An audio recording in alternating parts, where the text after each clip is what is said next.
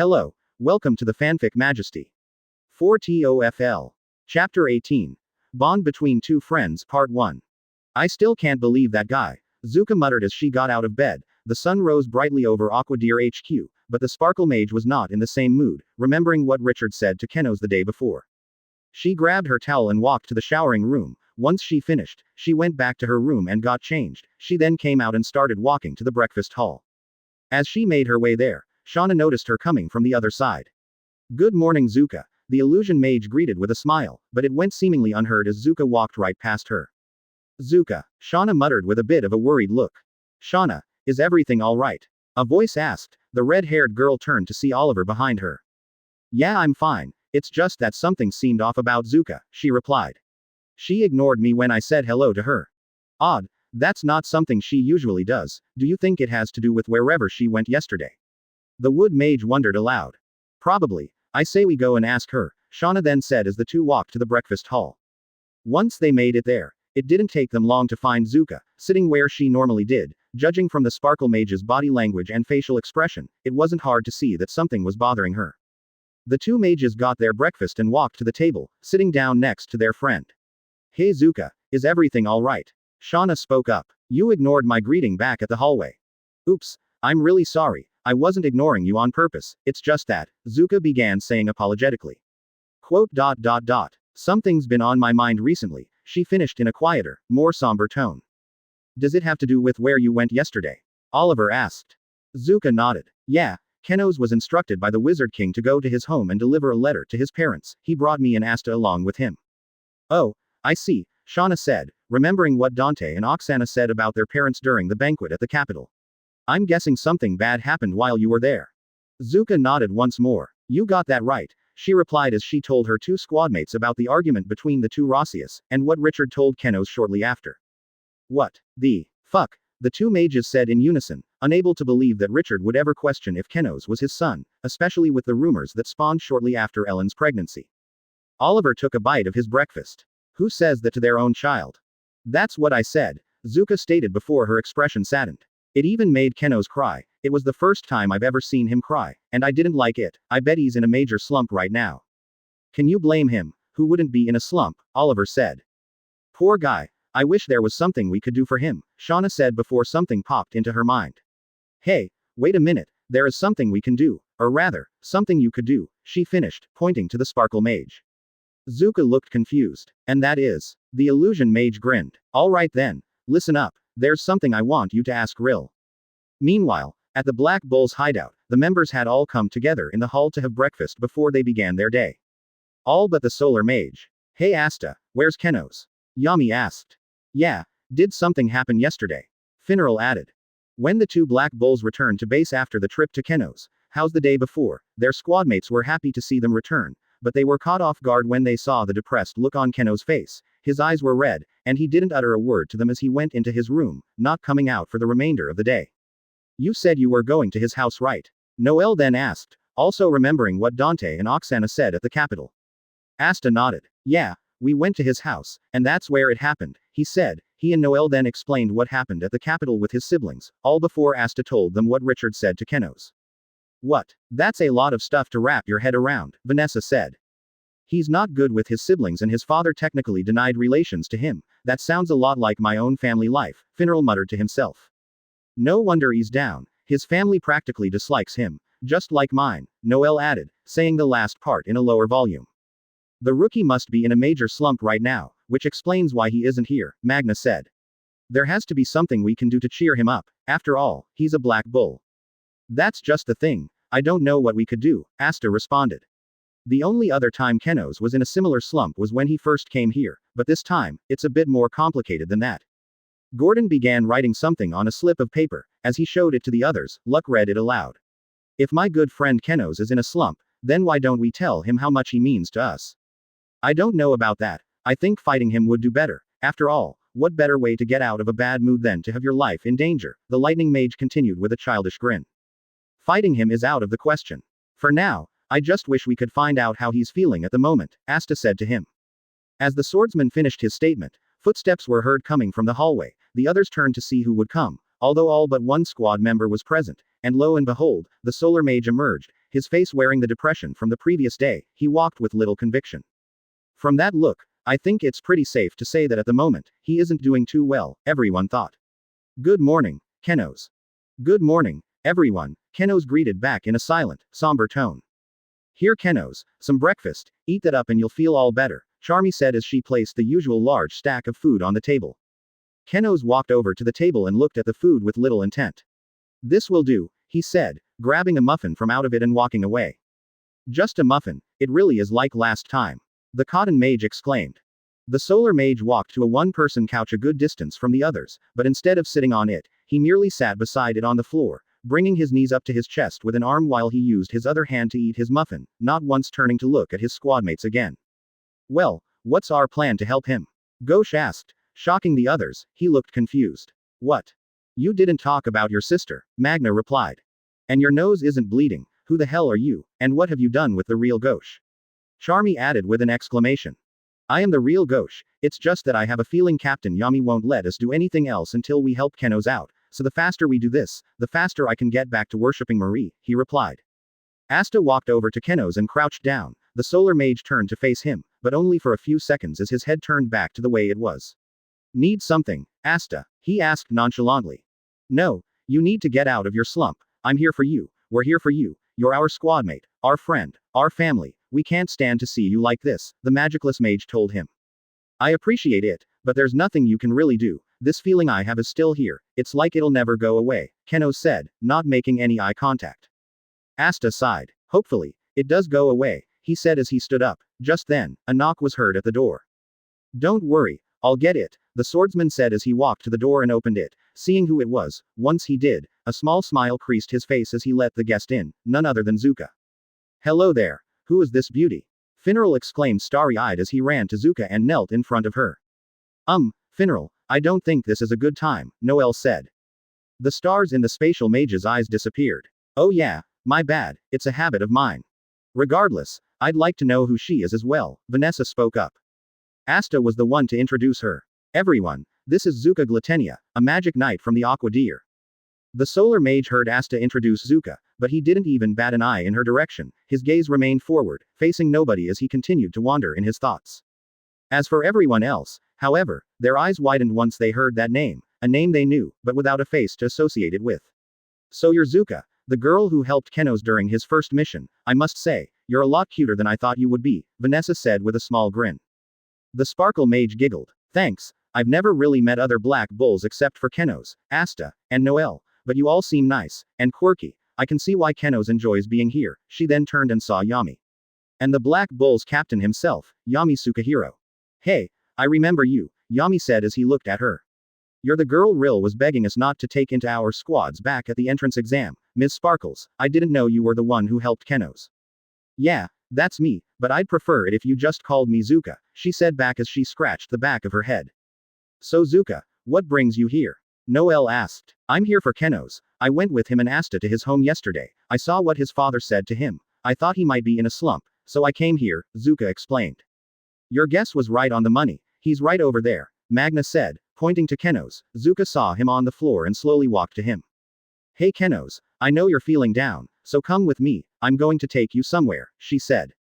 I appreciate it Zuka, but there's nothing you can do, the solar mage said back. That's where you're wrong my friend, there is something I can do, she responded, but Kenos still wasn't budging an inch. Zuka's face then darkened. I didn't want to have to resort to this Kenos, but if you don't get up, I'll tell everyone here about your embarrassing secret, the one you had as a baby, she said the second half a lot quieter. Though Kenos' facial expression didn't change, he sighed as he slowly got up, even in his current emotional state, he couldn't let the others know what Eleanor told her and Asta about him. Fine, you win, I forgot how scary you could be when you wanted to. Great, and you'll need your broom too, Zuka stated before turning to the others. Do any of you know where his broom is? Asta raised his hand. I know, it's in his room, I'll get it, he said, running into the hallway. Zuka then walked to Yami and stood straight. One more thing, do I have your permission to take Kenos somewhere and make him feel better? Yami let out a loud laugh. That's the first time someone from another squad showed me some genuine respect, and I didn't even have to threaten your life. I like you Ms. Sparkles, you have my permission, just make sure that this time, you get him back here by sunset. Thank you, sir, but I said you can just call me Zuka, and Did you say threaten my life? Zuka asked with some uncertainty at the end, turning to the other black bulls. Don't ask, they said together. Asta emerged out of the hallway with Keno's broom in hand. Here you go, Kenos, he said, the solar mage not saying a word as he took it, simply nodding his acknowledgement. Okay, we're off, Zuka said as she exited the base, Kenos right behind her. Once outside, the two mounted their brooms and flew into the sky, his broom behind hers as she led the way. From inside the base, the others looked at the door, hoping that the Sparkle Mage would succeed. Good luck, we're counting on you, Zuka. This is going to be so awesome, you'll love the place we're going to. The Sparkle Mage happily exclaimed, but she didn't hear Kenos say anything. She turned behind her and saw that he was still wearing his somber face. Kenos, she muttered, obviously worried. So, how are Oliver and Shauna doing? Kenos asked out of the blue, his face staying as it was. Even though it was obvious that he was still in his slump, Zuka was glad to see that he was at least engaging in small talk. They're doing just fine. None of us really sustained any bad injuries from our battle with the Eye of the Midnight Sun at the capital, and to top it all off, me and Oliver got promoted to 3rd class junior magic knights, while Shauna became a 4th class intermediate magic knight. As well as that, Captain Rill said he was proud of us. I see, the same happened to us, he said back. Zuka nodded as they continued the rest of the flight in silence. A good amount of time passed before the Sparkle Mage looked below her. A look of satisfaction came to her face. Okay, we're here, get ready to land. The Solar Mage did so as they descended onto the ground. Once dismounted, Zuka's eyes widened. Before them was a beautiful and lush meadow that spanned as far as the eye could see. Healthy patches of grass were seen everywhere, as well as the occasional hill here and there. This place is beautiful, she muttered. Oh, and just in case you were wondering, Shauna told me about this place. She said that she came here as a little girl, but for some odd reason, she was frowning a bit when she told me that part. Don't know why, this place is breathtaking. Once more, she heard no response from the black-haired mage. She turned around and saw the same look on his face. Staring to the side, Zuka lightly groaned as she walked over to her friend. The two only stood inches from each other as Zuka took her two pointer fingers and pressed them against the ends of Kenos' lips, lifting them up to make the mage look like he was smiling. Come on, Kenos, you don't look good when you're sad, she told him as she smiled as well. What you're going through is hard, but if you can smile, you can overcome it, trust me. Besides, you look better when you're happy, and I like it when you're happy. Kenos grabbed onto the Sparkle Mage's arms and gently put them down, letting his face return to normal as he made eye contact with her. Look, I know you're trying really hard for me, but I'm just not feeling up to it, he said as he let her go. This isn't working. I'm doing everything I can to try to make him feel better, but nothing is proving effective. But, what if I'm looking at this all wrong? He's emotionally distressed, so maybe instead of trying to cheer him up, I should try to emotionally level with him, she thought before taking a deep breath. I get what you're going through. Kenos looked at her. Instead of trying to make you smile, I should have told you that I understand how you feel, Zuka clarified as her face saddened. I couldn't imagine my dad ever denying that I was his daughter. If he said that to me, I don't know what I'd do. Kenos merely nodded as Zuka took hold of his arms. Her green eyes looked seriously into his amber ones. But regardless, you shouldn't dwell on what he told you. I'm going to ask you a question and I want you to answer it honestly. Do you regret joining the Black Bulls? Kenos quickly shook his head. No, I'll never regret joining them. I've enjoyed every day I spent with them. Zuka grinned. Good, then don't worry about what your prick of a dad said about you. You know you're his kid and that the Black Bulls are your squad. For the first time since that day began, the Solar Mage smiled. You're right, although my father isn't that much of a prick, he's a respectable man. Oh, and you weren't wrong about making me try to smile. I was just being stubborn, but it's nice to know you understand. Thanks, Zuka. No problem, and I was right again. You really do look better when you're happy. What a relief, the Sparkle Mage said. True, but I bet I really worried my squadmates. I should apologize to them when we get back, Kenos realized as he finally took note of the true beauty of the meadow before him. But for now, we should enjoy ourselves here. This place looks magnificent. You said Shauna told you about this place, right? That's right, she replied. Incredible, but didn't you also say that she was frowning when she talked about this place? You think something bad happened here? He asked again. Zuka shrugged. Beats me, your guess is as good as mine, but I doubt it. Shauna would have told me. So, what do you want to do first? The two walked forward and stopped, enjoying the view of flowers in front of them. Kenos' smile only widened. I think I want to just look at all of this. Same here, Zuka said back before an odd look came to her face. Is something the matter? The Solar Mage asked. The Sparkle Mage cupped her hand and put it over her ear. Do you hear what I hear? Kenos closed his eyes as he cupped his hand over his ear as well and began listening. A few seconds passed of him just hearing the sounds of the wind passing over the flowers, but eventually he picked up on what Zuka was talking about. It sounds like a voice, and it's coming from the other side of that hill. We should check it out, Zuka said as the two walked to the hill. It took a little more effort to walk up the hill, but once they made it to the top, they scanned the area, looking for the owner of the voice. Luckily for them, it didn't take too long to find the owner as they only saw one person in the distance. It looked like a little boy. They couldn't see all of his features from where they were, but he seemed to have really short black hair, and he was kneeling down in front of something. It's just a kid, but what's he doing, and why is he all by himself? Kenos wondered aloud. There's only one way to find out. Let's go and ask him, Zuka said as she started to make her way down the hill. Wait a minute, Zuka, Kenos said. Zuka stopped her advance. What is it? The solar mage grinned. We're at the top of this hill. What you say we have a race, first to make it to where that boy is? The sparkle mage grinned as well. Okay, you're on, it's good to have you back. The two aligned themselves as they lunged forward. Good to be back. On your mark, get set, go. At his call, the two sprinted down the hill. As for the boy at the bottom of the hill, he looked up at the bright blue sky. What a beautiful day. It's a perfect time to, he began before hearing the sound of running. What's going on? He wondered as he saw a large dust cloud not too far away from him. He squinted and saw two people running towards him. Ah. Almost. There. Both Kenos and Zuka said as they neared the end before stopping, marking the end of their race. The boy coughed from the dust. Once the cloud dispersed, he heard the two talk. All right, I won, Zuka exclaimed. No way, your hair got in my face, I won. Kenos protested. Zuka grabbed onto her blue and magenta ponytail. It did not. You just can't admit that you lost despite being the one to initiate the race, she said back. Your hair did get in my face, Kenos said. Did not, Zuka exclaimed, pressing her face against Kenos. Did too, Kenos exclaimed back as he began pushing. The boy looked strangely at the two teens apparently acting like children before hearing them laugh. Okay, you win, Kenos said. Nice, Zuka said before noticing the boy next to her. She turned to face him, taking full note of his features. He didn't look a day over 11, his hair was a dark brown, and he wore a worn-down gray shirt and pants. Hello there. The boy waved back. Hello, who exactly are you two, and what were you doing? Kenos stepped forward. My name is Kenos, and this is Zuka. We're magic knights. As for what we were doing, just having a casual race. We were actually wondering about you. We saw you here from the top of the hill. Who are you, and why are you by yourself? He replied before asking. Oh, my name's Nathan, and I'm here to visit my dad, he introduced himself, before moving out of the way, letting the two magic knights see a tombstone buried in the ground. This is where he was buried. I visit here every week. Zuka's face saddened immediately. You lost your dad. I'm really sorry to hear that. I bet it must hurt a lot. I lost my dad too. I'm sorry too, Nathan said. Wait, you lost your father Zuka? Kenos asked as she nodded. But, just a little while ago, you told me, he trailed off. My dad and I were really close, we would do everything together, but he died when I was 10 years old. Like I said, I couldn't imagine it if he said I wasn't his daughter. That's also why I wanted you to smile. I believe that if you smile, there isn't a thing you can't overcome. It was my father's last wish, so it's the rule I've chosen to live by, she explained. I see. I'm sorry for your loss, he said. It's all right. It was 5 years ago, albeit this does bring back the memory, Zuka told him before turning to the boy.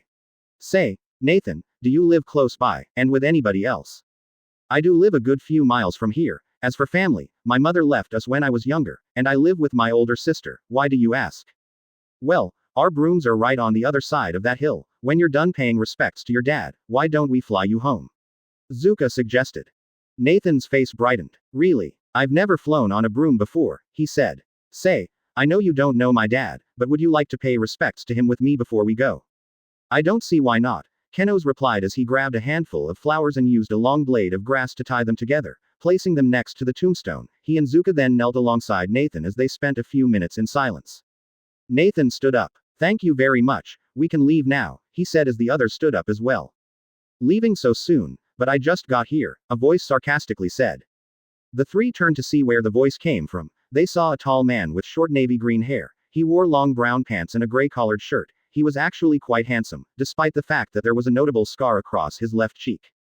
Kenos and Zuka didn't recognize the man at all, but Nathan's eyes widened with fear and uncertainty. Oh no, he mumbled. Nathan, do you know this guy? Zuka asked curiously. You better believe he knows who I am, the man replied for him. Nathan nodded. His name is Levi, Ever since my mother left us, my dad has needed extra money to care for us. His job wouldn't pay him enough, so he borrowed money from Levi. Every month, he would come to collect a sum of the amount he gave. My father could never pay it back, but he needed more. This kept repeating until he amassed a huge debt, the boy explained. You got that right, but when I dropped by your house earlier today, ready to ask for the monthly debt, your sister told me your dad died 3 weeks ago, Levi said. Nathan sadly nodded. Yeah, that's right. To everyone's surprise, however, Levi began laughing. As that's so. Your sister told me the reason for his death was unknown, but if you ask me, I think he was just trying to escape from his debt. He was a fool, always asking for money despite not being able to pay off any of it. He should be glad I was so forgiving and didn't cut him off right away. The man walked up to the tombstone and spit on it. There, I should have done that the first month you couldn't pay me back. Zuka was enraged as she rushed over and punched Levi in the face. The man backed up a few inches, holding his jaw. What the hell? Do you know who you're messing with, girl? He said before taking note of Zuka's robe. Oh, you're a magic knight, and going from your robe, you're a part of the Aqua Deer. He then looked at Kenos. And you're a part of the Black Bulls. That's right, and you've pissed me off. I won't let you disrespect this man's grave. He wasn't a fool, he was someone just trying to take care of his children. Zuka exclaimed. You're wrong, he was a fool, and don't think I'm not pissed off either. You might have gotten in a lucky shot, but I'm no pushover, Levi retorted as he extended his palm. A blue substance then materialized, hovering over his palm. Zuka was surprised. What is that magic? It's blue, but it doesn't look like water. She asked. That's because it's not water. You made the first blow, so you'll face both my wrath and the wrath of my Azure Flame magic, Levi replied. Azure Flame magic, Kenos said aloud. Correct. It's a lot hotter than normal flame magic, he explained as his face grew angry. At the same time, the fire in his hand became stronger. I don't care if you're magic knights, you better not mess with me. Chapter 19. Bond Between Two Friends, Part 2. Hey there readers, before you read this chapter, I have some bad news to share. It was something I always feared when I made this story, and that is the fact that I have writer's block. I'm not too sure what to do for chapter 20 and beyond. I have the arcs planned out, but I'm having trouble writing the actual thing. So after this chapter, I'll be going on a hiatus to think of some new chapters. I apologize for not staying on top of this during chapter production. So, with that out of the way, please enjoy the chapter. Happy holidays, have a good new year, and thanks to every single person that helped make this my best story in less than 4 months. CYA. This isn't good. By the looks of things, it's going to get real ugly real fast. I need to do something, Kenos thought as he ran between the two. Just wait a minute. Levi looked at him. What do you want? He asked impatiently. Look, I don't know what kind of man Nathan's father was, but nobody deserves to get their grave spit on, the solar mage replied. Why don't we just talk? Maybe there's a way we can work this out without fighting. The Azure Flame mage gave him a strange look. What? That won't work, Nathan spoke up. Levi is known to have a very short temper. The kid's right, I have a very short fuse. Besides, I don't think I'm the one you should be talking to. Your friend over there was the first one to strike, Levi said in defense before shifting his attention to Zuka. What's your problem? My problem, it's you who spit on someone's grave. The Sparkle Mage exclaimed back. The thing is, I lost my dad too when I was around his age. I know what it's like, and because of that, I won't let you disrespect him like that for just doing what he could for his family. Doing what he could for his family, you say? He had a debt to pay and he couldn't do it. I'm the one being wronged in this scenario. I don't suppose your father was in a similar situation, or was he just some scumbag who spouted empty promises? Levi responded quite calmly. The blue and magenta-haired mage was fuming. My father was not a scumbag. He was a kind and respectable man. He loved his family and was loved back. He loved the people around him and was loved back. It was because of him that I'm the person I am today. Zuka, Kenos muttered. The girl began to calm down. I remember it, the first of the many fond memories I shared with him, one that I'll never ever forget. Flashback. 10 years ago. Hiroka Village. This is going to be so good, Leroy mumbled to himself as he stood in the kitchen of his home, humming. His tune softly echoed throughout the entire building. Zuka happily skipped into the kitchen, seeing her magenta-haired father. Hi Dad, what are you doing? Hello Zuka, I'm just working on dinner, Leroy replied. Ooh, what exactly are you making? The girl asked again.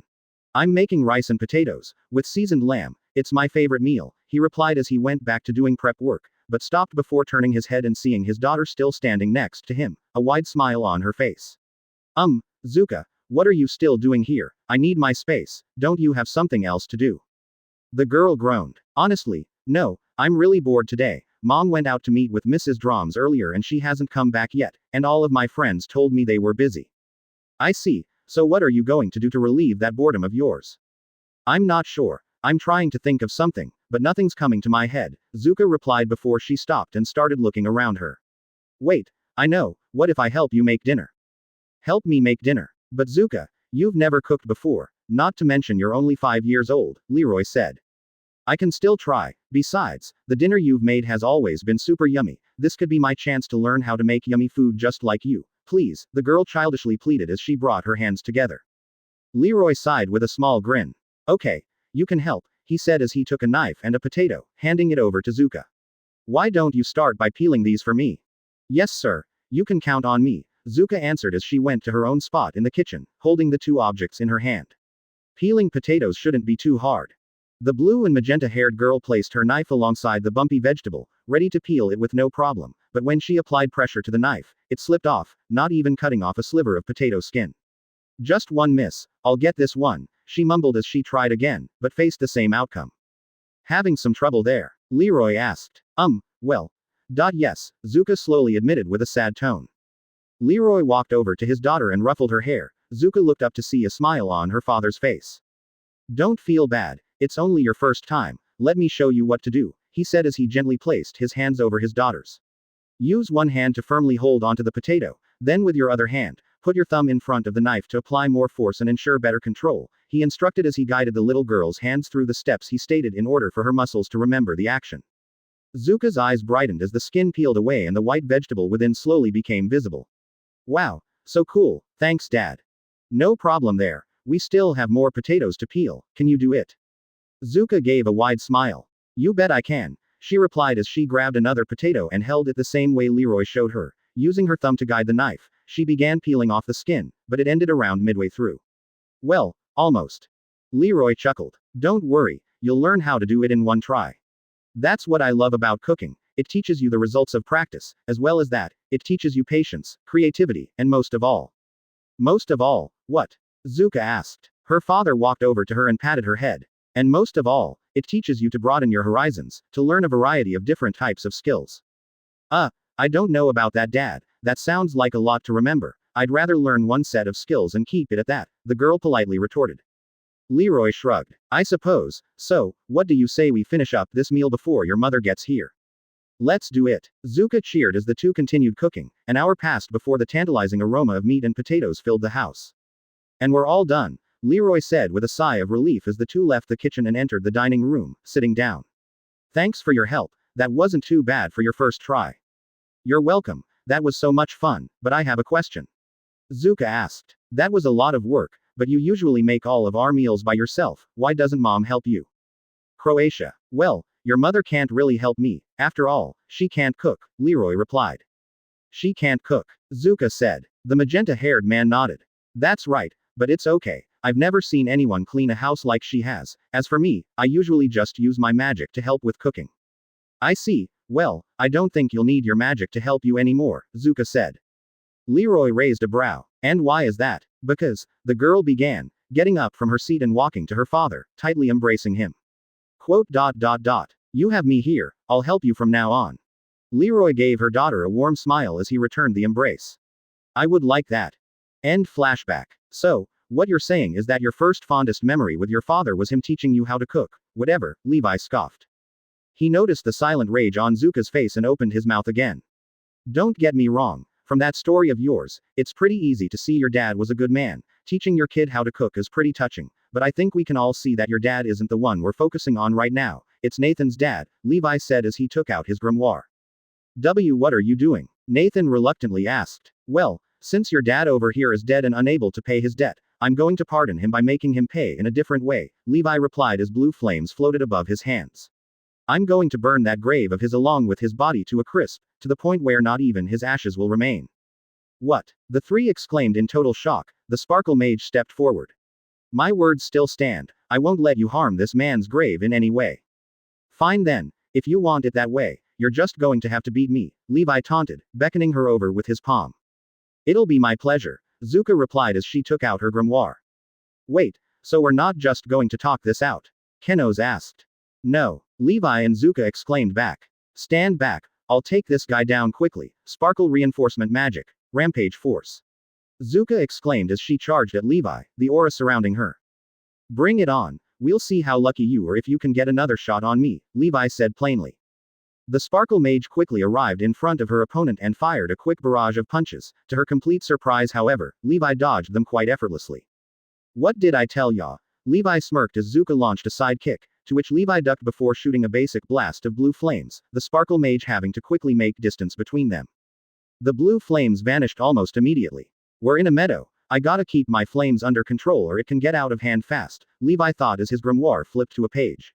Time for me to get on the offensive. Azure Flame Magic. Swirling Combustion. At his call, a large swirling orb of blue flame appeared beside him. With a swift hand motion, the orb raced towards Zuka. Zuka! Kenos exclaimed as he ran in between the attack and his friend, his grimoire already out and ready for action. Solar Creation Magic. Amaterasu's Guard. The goddess appeared and blocked the attack. The orb imploded on contact as flames bounced off and landed on the grass, quickly vanishing. Fine then, if you don't want to talk, we have no choice, we will subdue you. Kenos exclaimed as he turned to Zuka. You okay? I'm just fine, but he won't be when I'm done with him, she replied as she ran towards Levi and jumped high into the air, positioning her legs for a dropkick. You think that you can subdue me and take me down? What a load of crap. The Azure Flame Mage exclaimed as he quickly backed up, dodging Zuka's kick, but as she landed, she wasted no time moving in and launching a quick barrage of punches. This time, however, instead of dodging each of the attacks, Levi used his hands to deflect them sideways just as effortlessly. Damn it, just go down. Zuka exclaimed, launching another punch. I don't think I will, Levi retorted as he grabbed the Sparkle Mage's wrist and twisted it behind her back before kicking her in the back, sending her a few inches away. Kenos ran over to her and helped her up. That didn't look too good. Well, that's because it wasn't, Zuka responded. What's up with this guy? He's a lot better than I thought he was going to be. He sort of reminded me of the bandits we fought in Real Zoo. I already told you, I'm no pushover. I was a magic knight too, ya know, Levi said. The two mages looked at him in surprise. You were a magic knight. That's right, the Azure Flame Mage replied before pointing at himself with his thumb. You're looking at the former vice captain of the Green Praying Mantises. A former vice captain? No way, you were a magic knight, what happened? Kenos asked. I left because I was getting tired of my captain's crazy attitude. He was super obsessed with cutting everything. He's strong, but strength isn't everything when it comes to being a likable captain, Levi replied. After leaving that squad, I began my own business. The Solar Mage thought back to who was the captain of that squad. Oh, isn't Jack the Ripper the captain of the Green Praying Mantises? I heard that he is a bit on the crazy side. You were the vice captain under a crazy captain, then here you are trying to burn someone's grave. It seems that you were influenced by him a lot more than you thought, Zuka taunted. Now it was Levi's turn to be angry. Don't compare me to that maniac. Kenos lightly chuckled before turning to his comrade. Well, all that aside, we can't overlook the fact that he's a former vice captain. We're only third-class juniors, beating him will not be easy. Yeah, you're right, but we can't quit. Rank isn't everything. Remember when Asta fought those other magic knights from the Silver Eagles and the Golden Dawn who were of a higher rank? Zuka recalled. Kenos nodded. Of course, I could never forget that day, he replied, remembering how the day had him meet his siblings again before fighting a horde of zombies and a group of terrorist mages. Well, that means it's possible for us to beat a vice captain, especially since he's a former one. I'm guessing he could be rusty. We just need a chance to get a good hit in, the Sparkle Mage said. I suppose, but something's up. Mostly, with you, Kenos began saying. You seem so much more passionate and angry during this fight. Even the battle with the Eye of the Midnight Sun didn't make you feel this way. What's wrong? Zuka slightly frowned and took a deep breath. I already told you how close I was to my dad, but he's gone now. I guess that seeing the grave of Nathan's dad reminds me of him, and how I would protect his grave from someone who wished to harm it. The Solar Mage looked at his friend intently. So, when she sees the grave of Nathan's dad, she thinks of her dead father and how she would want to protect his grave. It seems that her subconscious really hasn't gotten over his death and that's why she's acting like this, but regardless, we can't let this guy succeed. Alright then, Kenos said as he gave Zuka a small smile. Let's do this, but we'll attack together. That will add more pressure on him. That's the spirit, the Sparkle Mage grinned, turning around to face Nathan. Stay here, Nathan. We're going to take care of this guy, you don't have to worry. The little boy nodded with relief. Alright, but be careful. We will, they said back. Levi chuckled. There you go, underestimating me again. Fine, bring it on, I'll make you regret it. The Solar Mage stuck his hand into his pocket, ready to take out his ring, but he internally gasped as he realized it wasn't there. Damn it, I left the ring in my room. I didn't think we were going to fight today. Well, that's okay. I still have an alternative, he muttered before his grimoire flipped to a page. Solar reinforcement magic. Sunshine aura. He exclaimed as the aura surrounded him before he and Zuka rapidly charged towards Levi. The Azure Flame Mage backed up a few yards to make distance between himself and the two mages. Take this, Azure Flame Magic. Brilliant volley. He exclaimed. An array of smaller blue orbs appeared beside him before racing to the two. Don't worry, Kenos. I got this one. Sparkle Creation Magic. Glittering Barrier. Zuka exclaimed as the barrier formed, protecting the two from the attack. The spell then disappeared, the two standing ready to attack. It's our turn. Solar Magic. Sunbeam Ray. Kenos exclaimed, firing the magic blast. Sparkle Creation Magic. Shimmering Bow. Zuka joined in as she fired an arrow as well. Is that all you got? If you think weak attacks like those will beat me, you're wrong. Azure Flame Creation Magic. Inferno Column. Levi scoffed as a spinning cylindrical tube of blue flames raised from the ground, defending the mage. Seems we're going to have to get closer. Sparkle Creation Magic. Glittering Lance. Zuka exclaimed as she equipped her signature weapon. Solar Creation Magic. Solar Construct. Twin Gauntlets. Kenos joined in, equipping a pair of his own weapons. Let's just hope that he isn't like that Benjo guy and has a strong melee spell. Levi heard his statement and raised a brow. I don't know who the hell's Benjo, but I do have a spell for close range. I was a vice captain after all. Azure Flame Creation Magic. Twin Severing Blades of Ignition. At his call, gauntlets formed around his hands, but unlike Kenos, at the side of Levi's gauntlets were curved blades of solid blue flames that were connected to it, as if the gauntlets were the handles. Cool looking weapon, but I'm pretty sure that looks very similar to the blades Jack makes with his severing magic, Kenos noted aloud. They are not, Levi exclaimed back. Zuka laughed at the Azure Flame Mage's expense. You really don't like your former captain, do you? She asked as the two launched an attack at the same time. Levi used the side of his left blade to stop Zuka's attack, and the gauntlet of his right hand to stop Kenos. What gave it away? He asked sarcastically. The Solar Mage ended his struggle with Levi and backed up, ready to attack the green-haired man's side while he was busy with Zuka. However, Levi picked up on his plan and used his new available hand to fire blue flames, keeping the black-haired teen back. He then ended his struggle with Zuka and backed up. Unfortunately for him, the Sparkle Mage was going to let him get away. Oh no you don't. Sparkle Magic. Glittering Star Shower. She exclaimed as the silver stars fell down. Shit, Levi cursed under his breath as he increased his stride in order to evade the new attack. Now's my chance, Kenos mumbled, ready to take full advantage of the opportunity Zuka gave him. Solar Magic. Sunbeam Ray. He exclaimed, firing the blast once more, but this time, Levi was unable to block it as the attack made contact, sending him back a good number of feet. Nice work Kenos, let's get him before he can get up. The Sparkle Mage exclaimed as the two quickly advanced on their opponent. The Azure Flame Mage grit his teeth in frustration. Stay back, Azure Flame Creation Magic. Inferno Column. He exclaimed as the tube from before appeared again, this time keeping him safe in order to get back up. Damn it, the two mages mumbled from the outside. From inside the column, Levi slowly got up. Azure Flame Recovery Magic. Hestia's Healing Fire, he said as a transparent blue flame enveloped him. Not a bad shot, Black Bull. I told you not to underestimate me. Well, it appears that I was the one who was underestimating, but not anymore. That man's grave shall burn, and the two of you won't stop me. The healing flame and the column disappeared simultaneously as Levi lunged at the two mages with both blades, his sudden action taking his two opponents by surprise, making their attempts to defend themselves sloppy. Wow, this guy just got a lot stronger, Kenos quickly stated. That's right, I'm not underestimating you two anymore, I'm going to defeat you as quickly as possible. Levi responded. You won't defeat us, we will defeat you. Zuka exclaimed as her defense bettered and she began attacking aggressively.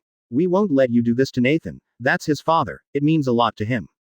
And it seems to mean a lot to you too, Zuka, Kenos thought as he too went on the offensive, quickly forcing Levi on the defensive.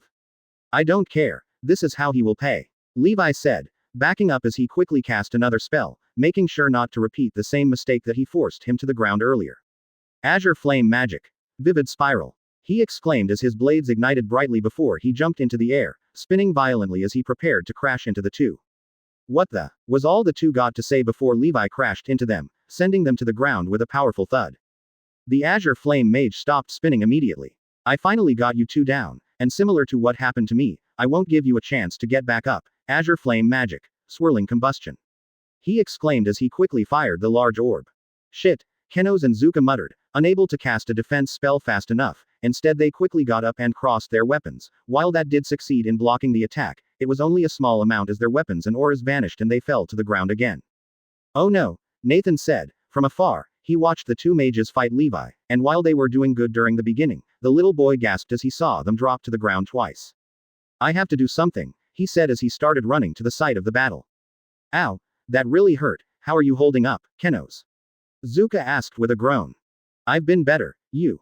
He asked back. I can get back up. This fight isn't over, she replied with a smile. That's where you're wrong, girl. This fight is over. All I have to do is get past you to the grave. Beating you isn't the objective but merely an obstruction, Levi said as he began walking towards the two.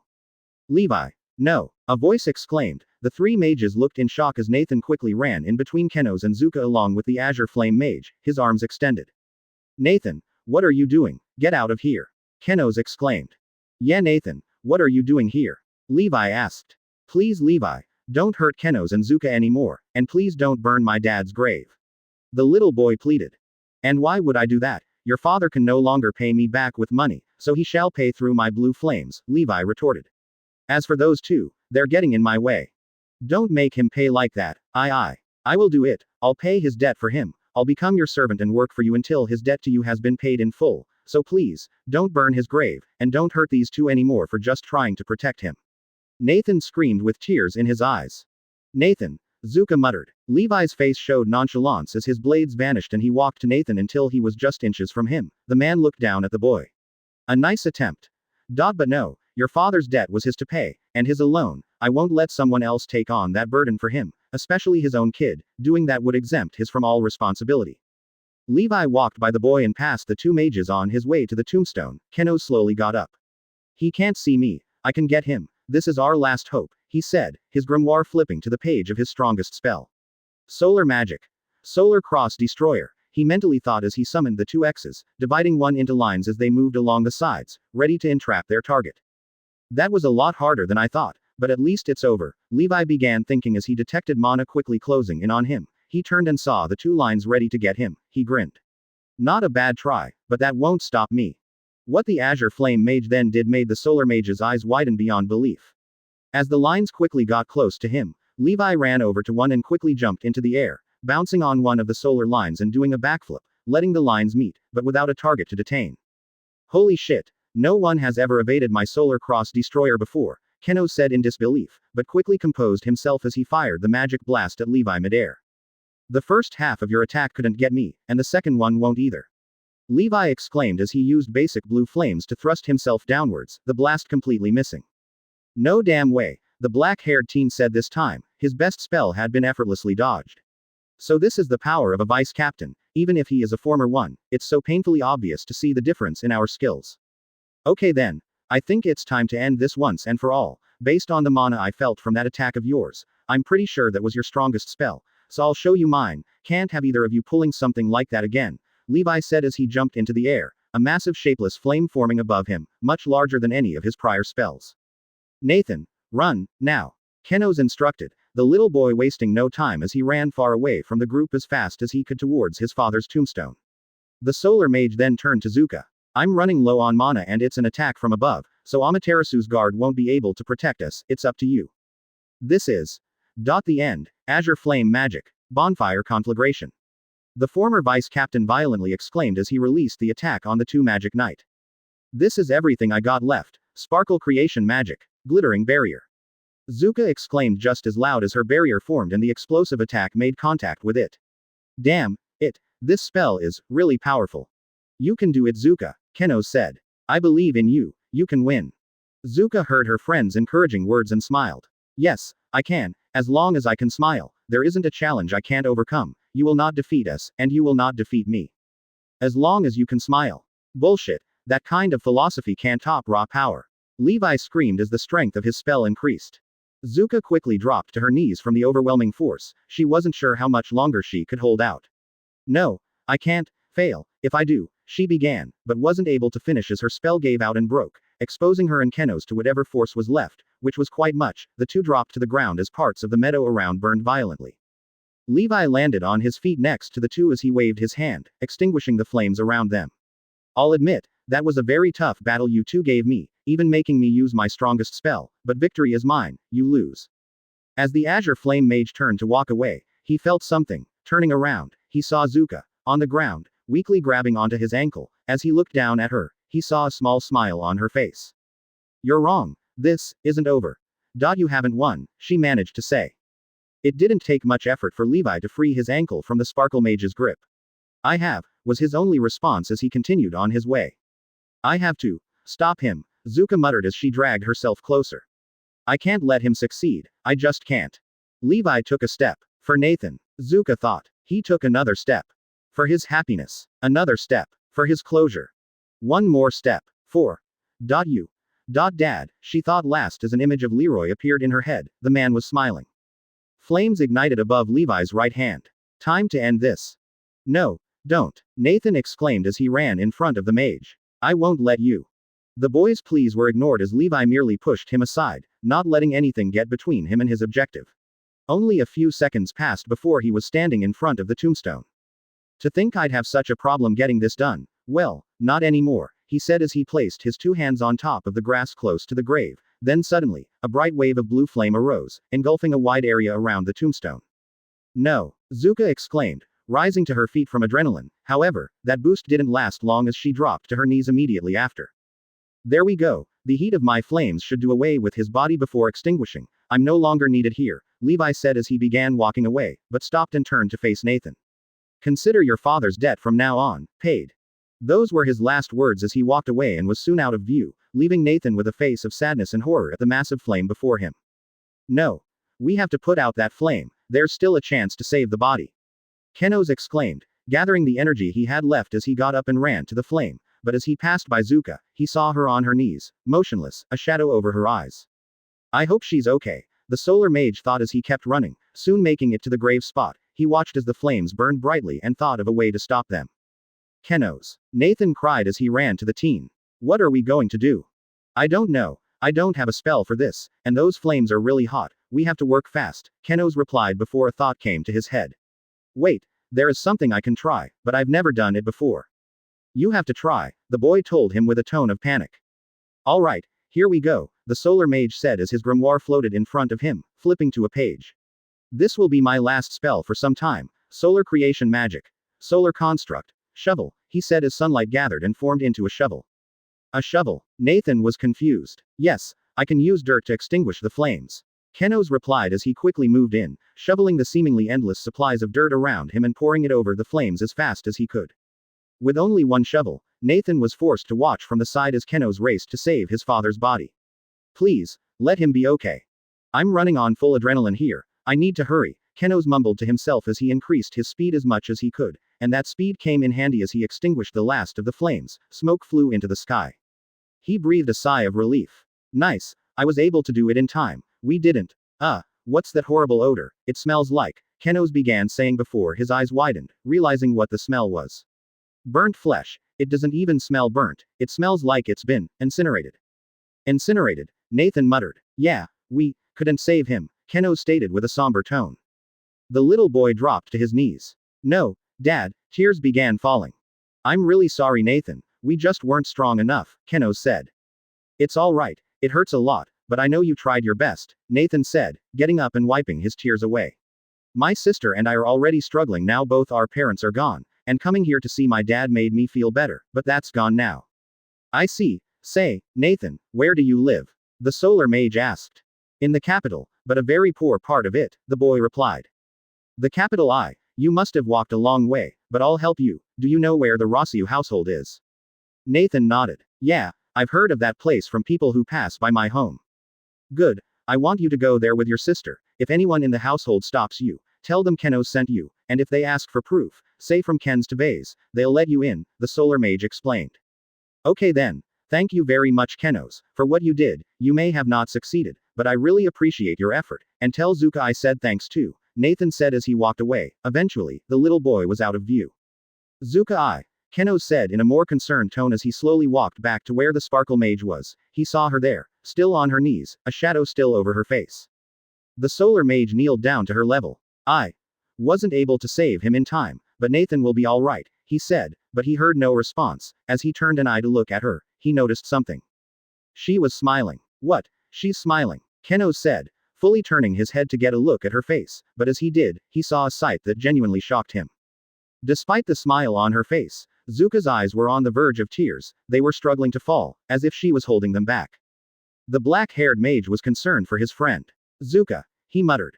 I have to smile, he finally heard her say. I made a promise to him that I would smile to overcome challenges, so why do these tears want to fall? Without a second thought, Keno's embraced the blue and magenta-haired mage. They want to fall because inside, you still miss him, and seeing this must remind you of his death all over again. I do still miss him, not a day goes by when I don't miss him, but still. I have to smile, it was his last wish for me, she said back. Zuka, Keno said as he held her tighter. As long as you can smile, there isn't a thing you can't overcome. While that is a good mentality, we have to realize, there are just some things that are too much for us to bear, at least, by ourselves. Look at me, just earlier today I was in a total slump, I didn't think the sad feeling in my heart would ever go away, but it did, and it's all because of you. Zuka's eyes widened. All because of me. Yes, you came and cheered me up, thanks to you, I know there's someone who understands how I feel, the solar mage replied. So I want the same to be true for you. When you're sad, you can lean on me, I'll share your pain so that you don't have to go through it alone. Remember that I'll always be here for you, and that you can always count on me, no matter what. No matter what, Zuka muttered, but stopped speaking as the smile she wore faded away and she broke into tears, crying loudly, letting out the pain and sadness she had bottled up. All the while, Keno's gently caressed her head as he tightly held her, not letting go. Chapter 20. The Mirror Mage. Hey there, readers, I hope you enjoyed the holidays and a happy New Year's, let's just hope 2021 doesn't suck. In my last chapter, I said that I was going on hiatus to think of some new chapters. Well, I did just that, but that's not all. In celebration of the new year, I'm going to do something special, a week-long update, so from today until Saturday, I'm going to post a new chapter. That means you're getting a total of 7 new chapters this week. Please accept it as an apology from me for not keeping up with production. So with further ado, please enjoy this string of chapters. CYA. The sun rose over the Clover Kingdom, signifying the coming of a new day, but as it rose over Aqua Deer HQ, its rays didn't find Zuka asleep on her bed, but rather sitting down by her desk, nightgown on, blue and magenta hair down, her face resting on her palm. I can't believe I let myself cry back there. It was totally not like me, and it was in front of Keno's too, but, she mumbled, placing her hand on her chest. It didn't feel that bad, it actually felt pretty good. She then stood up. Well, better get ready, I can't stay in here all day, she said, grabbing her towel and running to the showers. Once she came back, she put on her clothes and tied up her ponytail before exiting. The Sparkle Mage then turned and saw the door to Shauna's room. I must have gotten ready earlier today, usually I'd see Shauna either coming out of her room or passing through the hall. Hello, Zuka, a voice said. She turned around to see Fragile. Oh, good morning, Fragile, Zuka greeted with a small smile. Is there anything you need? No, Rill wants to see you in his office quickly, Fragile replied. I see, thanks, she replied as Fragile walked away. She then made her way to the door of her captain's office and started knocking. Come in, Rill said from the other side of the door. Zuka did so and entered. As usual, she saw the young captain painting. You wanted to see me, sir, Zuka said. And please don't let it be about your painting this time, she whispered the last part. Yes, I did, Rill responded as he stood up. Yesterday, you came to me asking if you can bring one of your friends somewhere to cheer him up.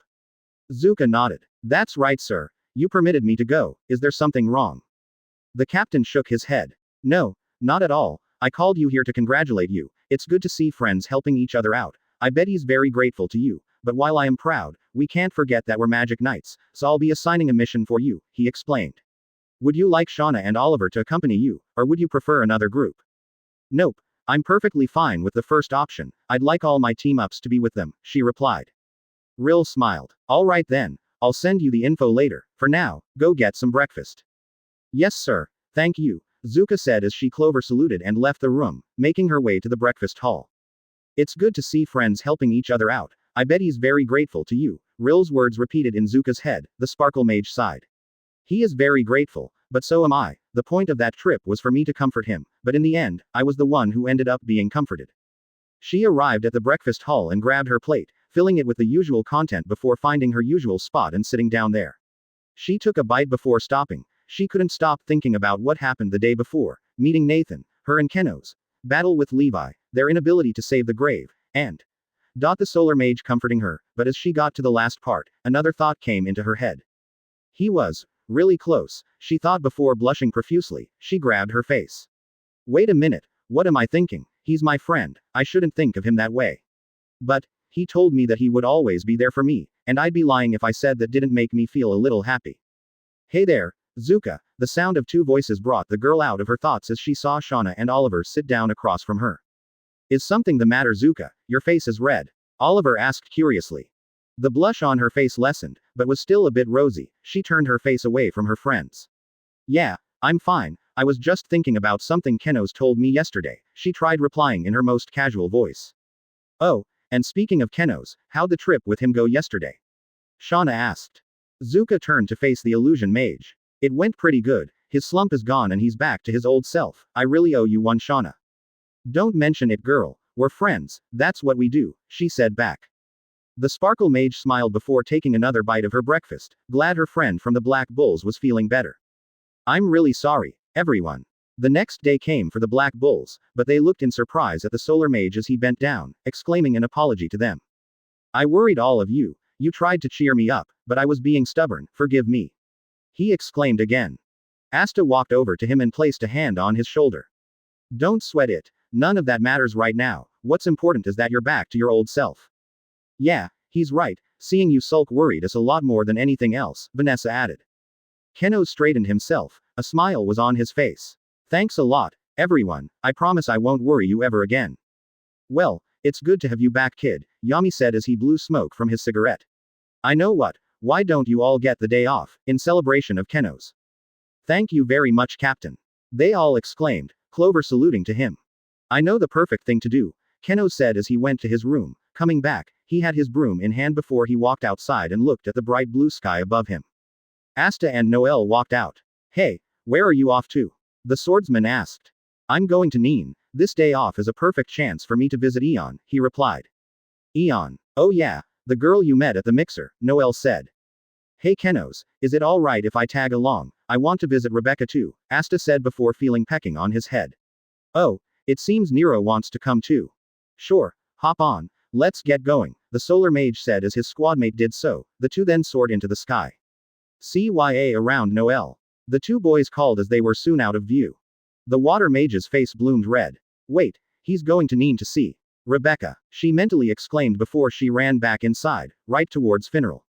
Hey Finral, is it possible that you can transport me to Neen? She asked quickly. Yeah, I can. Why do you need to go there exactly? The spatial mage asked back. No time to explain, just hurry. She exclaimed in response. Okay, he said as he formed a portal. Thanks a lot, she said as she ran inside of it. What's up with her? Magna asked as they all shrugged. Footsteps were then heard from the hall. They all turned to see Ghosh walk out. The others widened their eyes. They had forgotten that Ghosh wasn't present earlier. Oh, Ghosh, good news. Captain Yami gave us the day off today, Finral informed the mage. Wait, really? He asked, to which they all nodded. Oh, hell yeah. He ran back to his room and came back with his broom in hand. I'm going to go visit Marie. Once outside, he mounted his broom and quickly zoomed into the sky. Don't worry, my sweet baby sister, your older brother is on his way, off to Neen. Meanwhile, the two mages continued to fly through the sky. We should be close to the town, Keno said. Have you ever been to Neen before? Asta asked. The solar mage shook his head. Not really, it was some time ago before I became a magic knight. I was mostly on my way to another destination and just passed by Neen, he replied. Well, I wonder how we'll find Eon and Rebecca when we get down there, Asta wondered aloud. We'll handle that problem when we come to it, Keno said before he looked down and smiled, seeing the large town. We're here, brace for landing. Asta held on tight, but Nero was quite calm as the broom faced downwards and flew to the ground, landing gently as they got off. Okay, now I suppose we could ask around to find them, Keno said. Kenos. Asta. A voice said. The two magic knights turned around to see Eon. Next to her was Rebecca, with three younger kids standing right next to her. Damn, that was oddly easy, Kenos mumbled to himself as they ran over to the older girls, smiles on both their faces. Hey there, I hope this isn't a bad time to visit. No way, I told you that you could come to visit whenever you wanted, Eon told him with a warm smile. It's good to see you again. Kenoz smiled. Same here. Asta stepped up. It's good to see you too, Rebecca. The scarlet-haired girl nodded with a light blush. Likewise. Asta then looked down. Seeing the three children, he bent down to look at them. Two were girls, one with blonde hair, the other with scarlet hair, the third was a boy with scarlet hair. Hello there. Who are you three? He asked gently. Rebecca patted the heads of the scarlet-haired kids. Oh, these are two of my siblings, Luca and Marco, and this is Marie Adley. Kenoz raised a brow. Adley. That last name sounds familiar, and you look familiar, Kenoz said as he looked at the blonde girl. Marie noticed their robes. Oh, are you two magic knights, and you're with the Black Bulls? That's the same squad as my brother, Ghosh. The two Black Bulls widened their eyes. Oh yeah, you're Ghosh's little sister, they said together, unable to believe they didn't remember the face of the person their squadmate fawned over almost every minute of every day. Ghosh had a point though. You're pretty cute, Asta said as he lifted Marie into the air. Thanks, and you're really strong, Marie said back with a smile. Oh, me next, Marco exclaimed, wanting to be lifted by the swordsman. Kenoz watched his squadmate entertain the children as Luca walked up to him. Hello Luca, I'm Kenoz Rossiu, it's nice to meet you, he greeted the scarlet-haired girl. So you're Kenoz the boy Eon threw herself at on the night of the mixer? Luca asked. Kenoz was taken aback by those words. Threw herself. Eon quickly ran in between them. You better watch your words, Luca, I did not throw myself at him. She exclaimed as he nervously flailed her arms in a denying manner. The little girl looked unconvinced as he put a hand on her hip. I don't know, Rebecca said that you two went on a walk, and when you came back, you were clinging to his arm, she said before looking at Kenoz. Just asking, how old are you? I'm 16 years old, Kenoz replied. Luca turned her attention back to Eon. So, you like throwing yourself on younger boys? The green-haired teen was fuming. I didn't throw myself on him. Stop trying to make me sound like some cheap whore, she said quietly, pushing her face at Luca's. The girl pushed back. Your words, not mine. The solar mage nervously chuckled at what he saw before him. I'm guessing this is what she meant when she said she didn't along with Rebecca's siblings. Hey, let's go, we're going to meet up with my other siblings, Rebecca called. Eon and Luca backed up from each other as they walked to Rebecca and Asta, Kenoz right behind them. But unbeknownst to the group, Noelle was watching them from afar, and as they got on the move on, she began following them. Oh Marie, I can't wait to see you, you're going to love everything I got for you. Ghosh walked through the streets of Neen, blood running down his nose, nothing out of the ordinary, however, tied on his back was a plethora of different kinds of toys and stuffed animals, earning glares from onlookers. Nothing like spending all of my pay for the only person that matters, he said before smiling. Alright, once I get past that corner, I'll arrive right where Marie is staying. Ghosh then quickened his pace as he turned around the corner. Oh Marie, he began cheering, but stopped as but she wasn't alone. Marie was holding Asta's arm as the magicless mage spun both her and Marco. Not too far from them was Kenoz, Rebecca, Eon, and Luca, with Rebecca's other siblings standing close by. Asta, what is he doing here, and why is he making contact with Marie? Ghosh exclaimed as he put down all of the toys he bought. He then ran up and dropkicked Asta to the ground, but that wasn't it as he continued stepping on the swordsman's back. Ghosh, what are you doing? Kenoz exclaimed. I was coming here to visit my sister during my day off, but then I see this idiot spinning her around. Ghosh replied as he continued stepping on his squadmate. Marie ran to her older brother. Ghosh, stop hurting Asta, please. No can do my angel, I'm going to keep doing this until he's dead, Ghosh said back. No, you can't kill him, she pleaded. And why shouldn't I? Ghosh asked. Because, I'm going to marry him someday, she exclaimed. Ghosh stopped immediately, unable to believe what words just left his sister's mouth. The others were surprised too, their faces showed comedic shock. Even Noelle, who was hiding nearby, was shocked by the little girl's statement. The only one not showing any look of surprise was Asta, who found nothing she said odd, especially since he was guilty of doing such actions back at his church. Luca, you said Marie was 10 years old, right? Kenoz asked, the look of comedic shock not leaving his eyes, or anyone else's.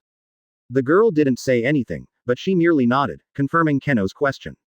And Asta's 15, when you think about it, it isn't really that large of an age gap, but I think it would sound better if they were both adults, the solar mage said once more. Everyone else nodded in agreement. I'm going to marry him someday. Marie's words repeated in Ghosh's head. No, he said before dropping to the ground in defeat. Marie walked to her brother's body. Ghosh, are you all right? The mage rose up immediately. Don't worry Marie, I'm fine. He then turned to face Asta, who was just starting to stand up. But he won't be, Now I'm really going to kill you, he said as he took out his grimoire. Oh shit, this is getting serious, I better do something, Kenos muttered as he prepared to take out his own grimoire. So you've come back, I guess that explains where all that racket came from, isn't that right, Gauche? The group turned at the sound of the voice and saw an old lady approaching them. She was quite tall, dressed in a nun's outfit, with gray hair, and a scar across her eye. A nun, Asta muttered. Sister Teresa, Marie exclaimed, running to the old lady. It's you, old hag, Gauche said with little interest. I see you're still acting like the same delinquent as usual, Teresa said, turning to see Asta and Kenos. Hello there, I am Teresa Rapul, but you can just call me Sister Teresa. It's nice to meet you, I'm Asta. And I'm Kenos Rossiu. Ah, it's good to meet such well-mannered young men, unlike Gauche, Teresa said. He used to be an ex-convict, and before that, he and Marie were members of a noble family. That last piece of information surprised Kenos. Wait, Gauche, you're a noble, like me. Gauche merely crossed his arms and nodded. Teresa continued speaking. When he was in jail, his sister was sent to live with me at my church. I teach other children as well, including Rebecca's brothers and sisters. Oh, stop rubbing it in, you old hag, you get to spend every day with Marie, but I'm only allowed to see her once a damn month. Gauche exclaimed. Watch your mouth, there are children here, we can't have them hearing your vulgar language, Teresa warned sternly. Whatever, fuck your rules, you lousy bitch, he said, turning to his sister. Come on Marie, time for some brother-sister bonding. But Gauche, I don't want to hang out with you, she said, running to the magicless mage and holding his arm. I want to spend the day with Asta. With. Him, Gauche muttered as he fell to the ground again, but this time, his body turned brown as if he was turned to stone. Is he going to be okay? Kenos asked. He'll be fine, he's just a crazy sister lover, Teresa replied as she walked over and took Marie's hand. Let's head back to the church for dinner, you can play with Asta some more tomorrow. Okay, bye Asta, Marie said as the two left. The swordsman waved back. Speaking of dinner, I'm pretty hungry, Asta said, grabbing his stomach. Why don't we head to the restaurant, my treat, Rebecca said. Nice, Asta and Kenos said as they followed the scarlet-haired girl to her establishment. Noelle peeked from her hiding spot behind them. How am I going to get into the restaurant without being noticed? I'm going to need a disguise, she whispered. Kenos then stopped and looked behind him. Noelle pressed her body against where she hid, hoping not to be seen. The solar mage held his chin. That's strange, I swore that I felt that someone was around here. Hey Kenos, you coming? Eon called. I'm coming, he said back as he continued walking. Noelle breathed a sigh of relief. Night fell as the group sat in Rebecca's restaurant. The building was quite full with patrons from the town. It's a good thing I was able to buy this, now they won't be able to recognize me, Noelle thought as he looked at the new clothes she was wearing, along with the red bandana covering the back of her head. Wow, this food tastes great, Asta exclaimed happily as he dug into food in front of him. I'm glad, Rebecca said as she began working on other meals. Here you go, Luca said as she placed a plate in front of Nero, full of white berries. The anti-bird wasted no time gobbling the plate clean. Dang, that was fast, she said before turning to see Gauche's body, still like stone. The sister said he'd be fine, she shrugged before walking away. Here you go Kenos, my specialty, Eon said as she put a plate of pasta in front of Kenos. The green-haired girl held the tray she was carrying the plate with by her mouth. I hope you like it. I'd be careful if I were you. Eon's food has been known to be pretty lethal, Luca said as she walked by. What, are you trying to say my cooking is bad? Eon asked. The girl shrugged with a grin on her face. Maybe. You can be such a brat sometimes. Eon exclaimed as she placed her hands forward, encasing the little girl in wind before she began spinning around violently. She was eventually released, but was quite dizzy. It looks like you lost this time Luca. A patron exclaimed. It seemed like the bickering between the two was done quite often, much to the entertainment of the patrons, but not too much to the newcomers. The solar mage looked at his meal before taking a bite. Hey, this is really good. I'm glad you like it. I take it that now you can see that Luca's words shouldn't be taken at face value, Eon said. Kenos nodded. It seems that you and Luca argue a lot. The teen sighed. We do, but I still love her, even though she annoys the crap out of me sometimes. Just like a little sister, Kenos pointed out. Yeah, just like that, Eon said. You know something, Rebecca, Asta began. The scarlet-haired girl looked at him. You'd make a great wife someday. What? Noelle mentally screamed as the water in her cup began boiling. Oh, what a nice thing for you to say, Rebecca said with a blush as she held her cheek. As she began stirring a sauce when Marco tugged at her shirt. Yes, Marco. Sister, are you going to marry Asta? The boy asked innocently. Marco, Rebecca said frantically, turning to assure that Asta wasn't listening, and thankfully, he was engrossed in his meal. Unfortunately, Noelle was listening, and the water stopped boiling and shot up into the air, but not just hers, every cup there did the same. What the? Eon wondered as she looked at the mini water geysers around her. She then walked to Rebecca. Something going on. Marco turned to her. I asked her if she's going to marry Asta, he replied. Eon looked at the swordsman before looking back at her friend. Oh, do you plan on jumping him in his sleep or something? The mini geysers evaporated simultaneously as Noelle's head dropped on the table. Eon, don't joke like that, Rebecca said. What? I'm just saying, if you like him, you better shoot your shot before someone else takes him, the girl said. Whatever, Rebecca said back. Hey Rebecca, do you mind if Kenos and I stay over? Asta asked. Oh, sure, I'll prepare a bed for you two upstairs, she replied, ignoring the grin on Eon's face. Hours passed and the town was quiet. Not a person was seen outside, not a sound was heard, not a light was on, but that changed when a person was seen flying over the town on his broom, looking down at the town. His grimoire came up to him. All right, it's time to begin, the man said as he began uttering words. A few seconds passed before snow began falling, and a few minutes passed before doors opened and people began walking, meeting up in one spot as they continued in a single file line. Inside, Asta and Kenos were sleeping soundly, until a shadow loomed over them, more specifically, over Asta. The person in question was Gauche. He took out his grimoire. There's no way in hell I'm letting you marry my sister, die right now. Asta slowly opened his eyes as he noticed the shadow. They were then alert as he jumped up and saw Gauche looking at him murderously. Gauche. Mirror magic. Reflect ray. Gauche exclaimed as a mirror appeared beside and fired a beam of purple light. Asta's grimoire came up to him as he pulled out his short sword and cut the blast in half. What's going on? Kenos mumbled as he turned in his sheets. Kenos, wake up. Gauche is trying to kill me. Asta exclaimed as he began deflecting the light beams. What? Kenos exclaimed as he kipped up from his bed. Die, die, die. The mirror mage exclaimed. Mirror magic. Real double. At his call, a clone of Gauche appeared by the real one. The double fired a beam from his mirror too. Damn it! Asta exclaimed as one of the beams hit him, breaking a part of the wall and shooting him outside. Now I've got you, Gauche said as his double vanished and he jumped down. Gauche, wait, Kenos said as he too jumped down. Asta is our squadmate. You can't kill him, because Captain Yami will kill you. You might be right, but I'm too angry to care. He exclaimed as he was about to launch another attack. Kenos. Asta. A voice exclaimed. They turned to see Eon and Rebecca running to them. Eon. Sorry about the wall, Kenos said. Eon looked confused before she noticed the hole in the wall. The solar mage could see a vein on her head bulging. Just in case you were wondering, I had nothing to do with it. It was Gauche, right over there. He did everything, but we'll pay for the repairs. Thanks, but that's not the problem, Eon said. Kenos could see a look of worry in her eyes, a sight that he wasn't used to. It's Marco and Luca. Did something happen to them? Asta asked. Rebecca was the one to reply this time. Yes, they've gone missing. Chapter 21. Chase through the snow. Here's the day 2 chapter. Readers, enjoy. Missing. Asta and Kenos said together. Where could they have gone, and why would they leave? Kenos wondered before holding on to himself. Damn, when did it get so cold out here? He then looked around and saw it was snowing. Snow. But that's impossible, it's summertime, there shouldn't be any snow. Taking that into account, do you think it's a spell someone cast? Asta asked. It's a possibility. Whoever cast the spell could have been the one who took Luca and Marco, Kenos replied. Doors began opening all throughout the town as men and women came out. Son, where did you go? Where are you, my daughter? Those cries echoed through the night. It seems that other people's children are missing too. This is really bad, Rebecca stated. Damn it, when did it start snowing? Forget that, why is it snowing?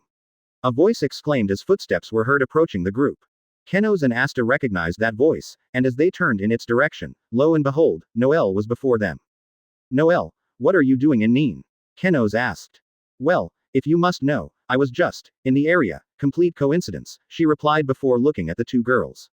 Oh yeah, you haven't been introduced. This is my friend, Eon Teru, the solar mage said. It's really nice to meet you, Noelle, Eon said with a small smile. The same to you, Noelle said back with the same expression. And meet Rebecca Scarlet. Rebecca, this is my good friend, Noelle Silva, Asta introduced this time. Noelle looked at the scarlet-haired girl. It's her. Rebecca looked at the water mage. He called her his good friend.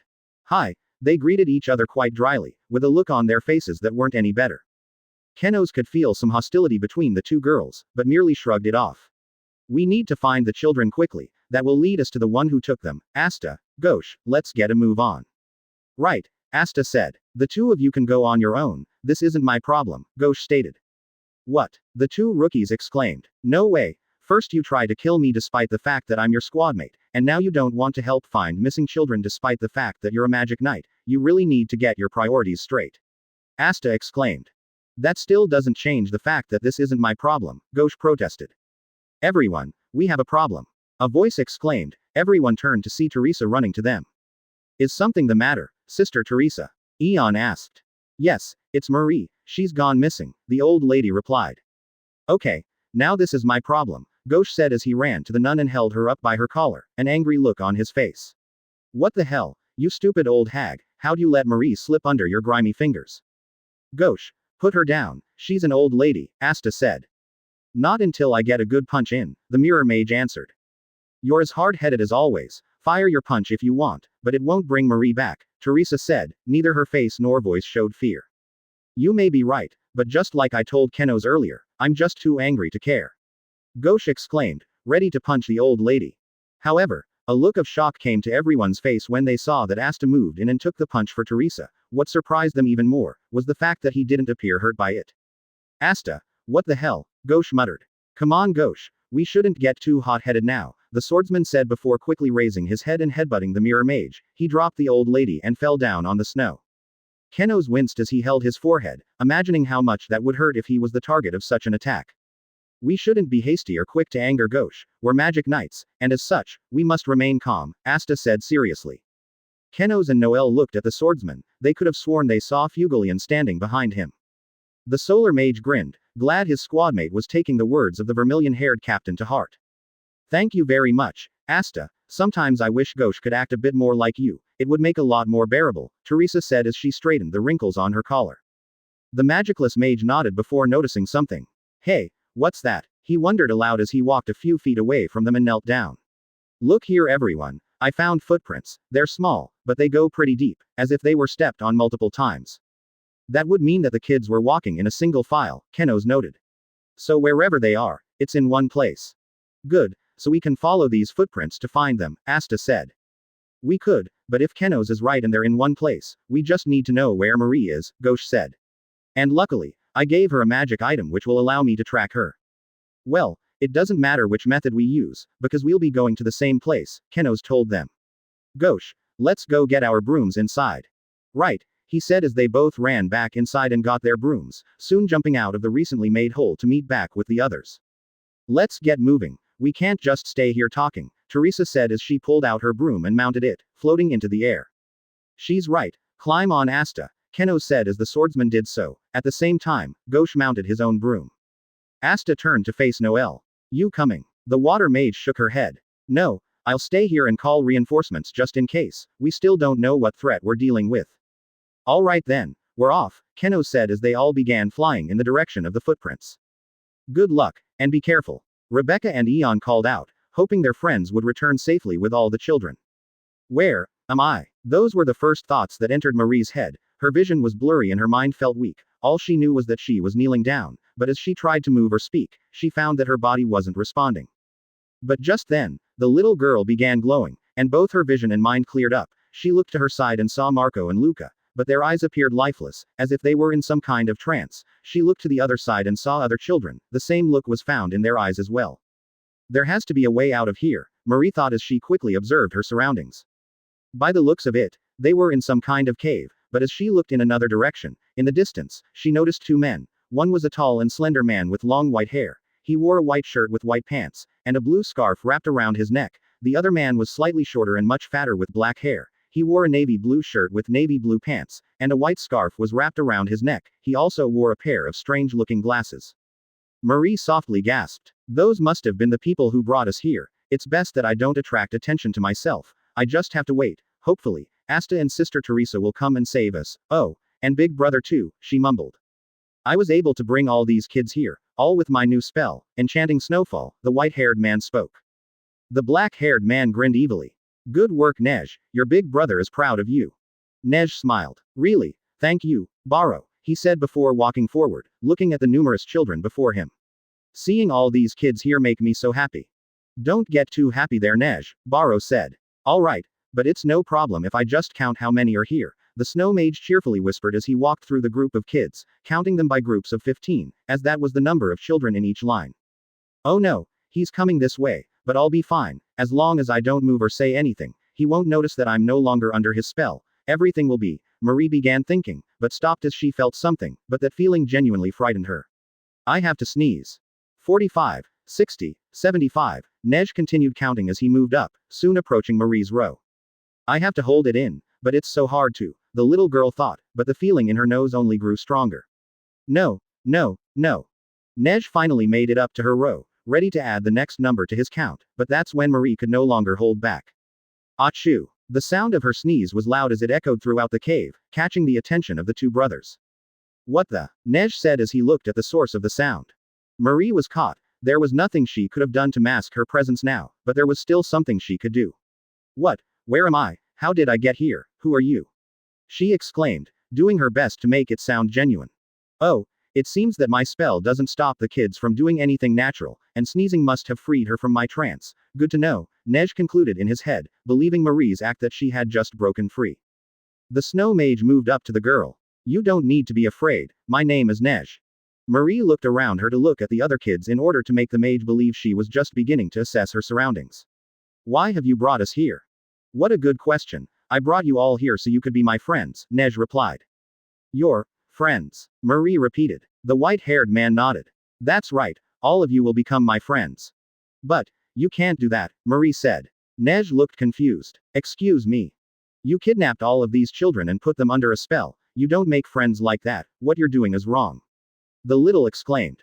The snow mage, however, merely grit his teeth as he slapped the girl across the face. What do you know, you're just a kid. He angrily exclaimed. Cool it there, Nej, Baro said, stopping to lightly chuckle to himself for the accidental pun he made regarding his brother's name, but he quickly stopped as he tapped something on his glasses and looked at Marie. Thanks to this magic item, I can see the amount of magic power all of these kids have, and hers, is quite impressive, so I'd be careful not to hurt her. Why does our magic power matter? Marie asked. I'm so glad you asked, Missy. Why don't you take a look to your far left? Baro replied. My far left. Marie wondered as she did so, but her eyes widened in panic and fear. To her far left was a large contraption of some kind. There was a lone steel chair with arm and leg straps. Behind the chair were two large cylindrical glass containers. What is that thing? Another good question. This machine is designed to suck out magic from people, straight out of some kind of horror story, and the unlucky people will be sucking magic from are all of you, Baro replied once more. You two are a bunch of criminals, Marie said. You think I didn't know that, but that doesn't matter. Nej might get happy from seeing people here, but I get happy from seeing all the kids with high amounts of magic. Baro laughed as he scanned through the groups of children with his magic item, grinning at the sight of so many with strong levels of magic. However, that grin soon faded.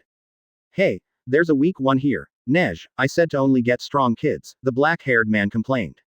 Sorry brother, the snow mage apologized. It's no big problem, there's only one, Baro said as he walked over to Marie and grabbed a boy next to her. The little girl knew exactly who that boy was. Marco. Oh, you know him, what, is he your boyfriend or something? Don't answer that, I really don't care, he has little magic so I don't need him, Baro said casually as he walked to the entrance of the cave with the scarlet-haired boy, who was still in a trance. Hasta la vista, kiddo, he exclaimed with a chipper tone as he threw the boy carelessly out. No, Marie screamed, but was slapped by Nej again. What did I say, Nej? Baro said as he walked up to Marie. Relax girl, he'll be fine, or at least, I think he'll be, but that's the least of your concerns, because it's time to start taking some magic, but tell you what, since you have such a high amount, I'll take yours last, how does that sound? He said as he began laughing uncontrollably. Marie looked at the man in horror, scared of the fate she and the other children would be subjected to. Someone, please hurry. The footprints just keep going, Keno said as he continued to look down, wondering when the trail would end, leading them to the location of the kidnapped children. The feeling from Marie's item is getting stronger, that means we're getting closer, Ghosh stated from beside the solar mage. That's good, let's pick up the pace, Asta said, none were opposed to the idea and did so. As the four continued to fly, they passed by a rather large cave. The footprints just ended, Keno stated. And the feeling is really strong, Ghosh added. Then we're here, Teresa said before noticing something below. Wait, Do you all see what I see? The three black bulls looked down, and their eyes widened. Right at the entrance of the cave, a boy was lying there. It's one of the kids. Asta exclaimed as he jumped down from Keno's broom, landing softly on the bed of snow. Kenos and Teresa quickly landed shortly after. Ghosh, however, entered the cave. I have to rescue Marie as quickly as possible. I'll leave the boy to you, he said. Asta ran up and held the boy. Hey, it's Marco. Come on, buddy. Wake up, he said, but the boy was unresponsive. He had light bruises across his arm and face, not to mention he was cold to the touch. Wait, I think he's under some kind of spell. Don't forget, someone had to cast one to lead the children here, Kenos reminded him. And if it's a spell, you can undo it with your sword. That's right, the swordsman said, pulling out his large sword from his grimoire and lightly tapping the boy's head with the cross guard of it. Life returned to Marco's eyes. Asta, Sister Teresa, he muttered before holding himself and shaking. I'm so cold. Let's get you warmed up, Marco, Teresa said as her grimoire came out in front of her, flipping through pages. Flame recovery magic. Sacred healing light, she said as candles floated around the boy, glowing softly. His bruises began to slowly disappear.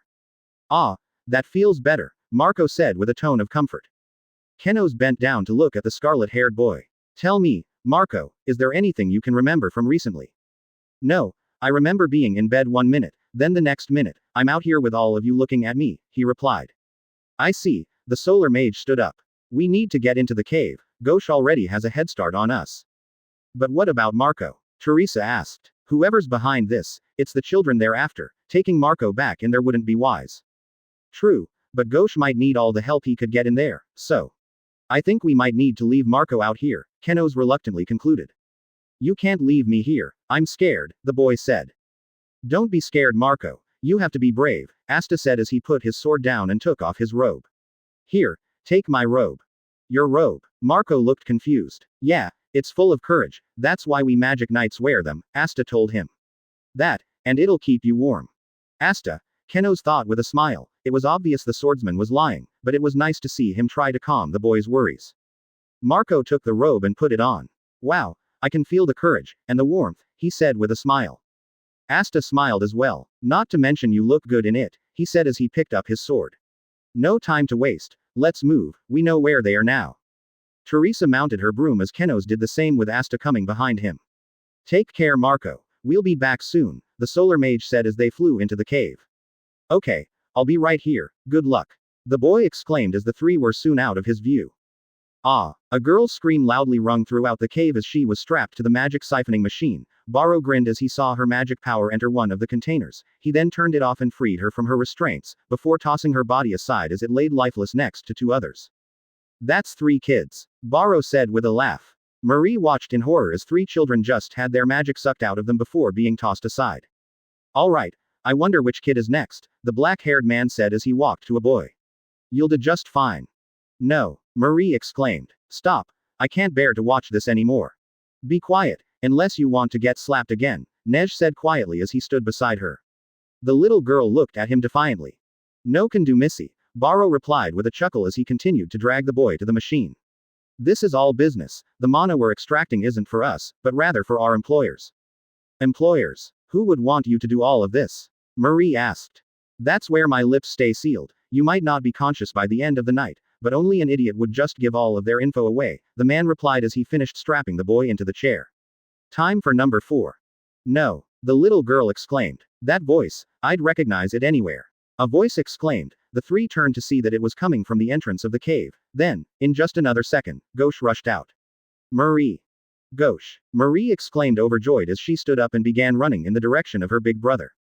Oh no you don't, Nej said as he grabbed onto her hair, pulling her back. You're not going anywhere. Ow, that hurts, let me go. The girl cried. Marie. Ghosh exclaimed as he angrily looked at the snow mage. Hey, the guy in the white, I hope you've enjoyed your life, because I'm ending it now. Shit, who is this guy? Barrow said before he noticed what the mage was wearing. He gasped as his eyes widened in fear. A magic knight. They found us, this isn't good. I didn't think I would need to use this, but I might not have a choice, he mumbled as he pulled out a device from his pocket with a singular button on it and pushed the button, returning it to his pocket. Nej, what are you waiting for? Take on that guy. I need you to buy me as much time as possible to absorb the magic from these kids. Barrow exclaimed to his brother.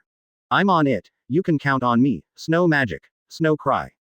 Nej exclaimed as he blasted a stream of snow at the mirror mage. What kind of lame attack is that? Mirror magic. Mirror shift. Gauche exclaimed as a mirror appeared beside him, but another appeared a good distance from him. He then disappeared and reappeared by the mirror that was far away. A spell made to evade singular attacks. Well, let's see how you do against this. Snow creation magic. Snow friends. Nej then exclaimed as 5 large snowmen appeared, all moving towards Gauche. The black bull looked unimpressed. It doesn't matter what you do, it'll be the same result. Mirror magic. Reflect ray. He exclaimed as he fired a beam of light right at the chest of one of the snowmen. But to his surprise, the hole in the construct's chest merely closed itself back up. Okay, maybe I was a little wrong, but that just means I have to try harder. Gauche exclaimed as multiple mirrors began appearing, all surrounding the snowmen. Let's try this again. Mirror magic. Reflect refrain. At his call, light began bouncing from mirror to mirror, and as they were doing so, powerful beams shot out from them, destroying all that was in between them, which in this case, was all of Nej's snowmen. Oh no! The snow mage exclaimed. Crap, he got beaten already, Barrow muttered as he ran to Marie and began pulling her arm. Hey, Marie said. Did I say you were going to be last? Yeah, I lied. I need to get as much magic as possible and get the hell out of here, and the one with the most is you, so don't make this hard on me, Barrow explained. Brother, Marie exclaimed. Marie, don't you lay a finger on my angel. Gauche exclaimed as he raced to the black-haired man. Watch it there, Magic Knight. I'd be careful if I were you. You haven't seen my magic yet, so if you move another inch, your sister is dead. I don't think you'd want that, would you? Barrow threatened as Gauche grit his teeth. The criminal grinned. Good, now you just stay there. You have a front row seat to see me take your sister's magic. Watch as she screams in pain and agony. He exclaimed with an evil laugh. No, what am I going to do? I have to rescue Marie, Gauche thought to himself. Ha! A scream dragged him out of his thoughts. As he searched for where the voice came from, an orange beam passed right by him, heading straight for Barrow. The black-haired man was separated from the girl as he fell to the ground.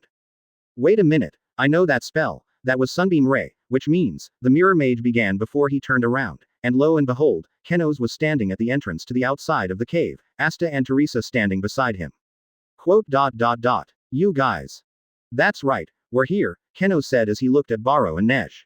And it appears that we've found our perpetrators, only 2 of them though, I thought there would be more.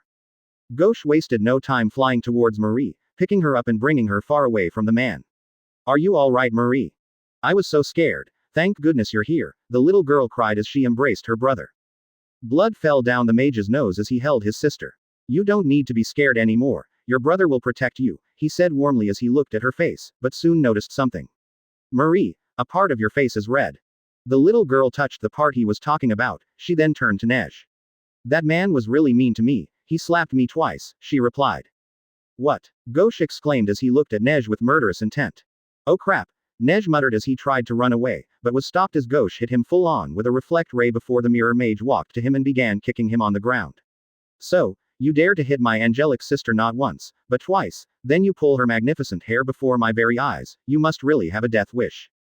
The children, Teresa said as she ran to the boy strapped to the chair and freed him, she then looked at the 3 children on the ground. Their mana is really weak, as if it was forcefully drained out of them. They'll still be able to use magic, but only in small amounts, their lives will never be the same again. What? Asta muttered as he looked seriously at Barrow, he gripped the sword in his hand. This is as far as you criminals go, Gauche is already handling that first guy, so I'll handle you, Kenos said.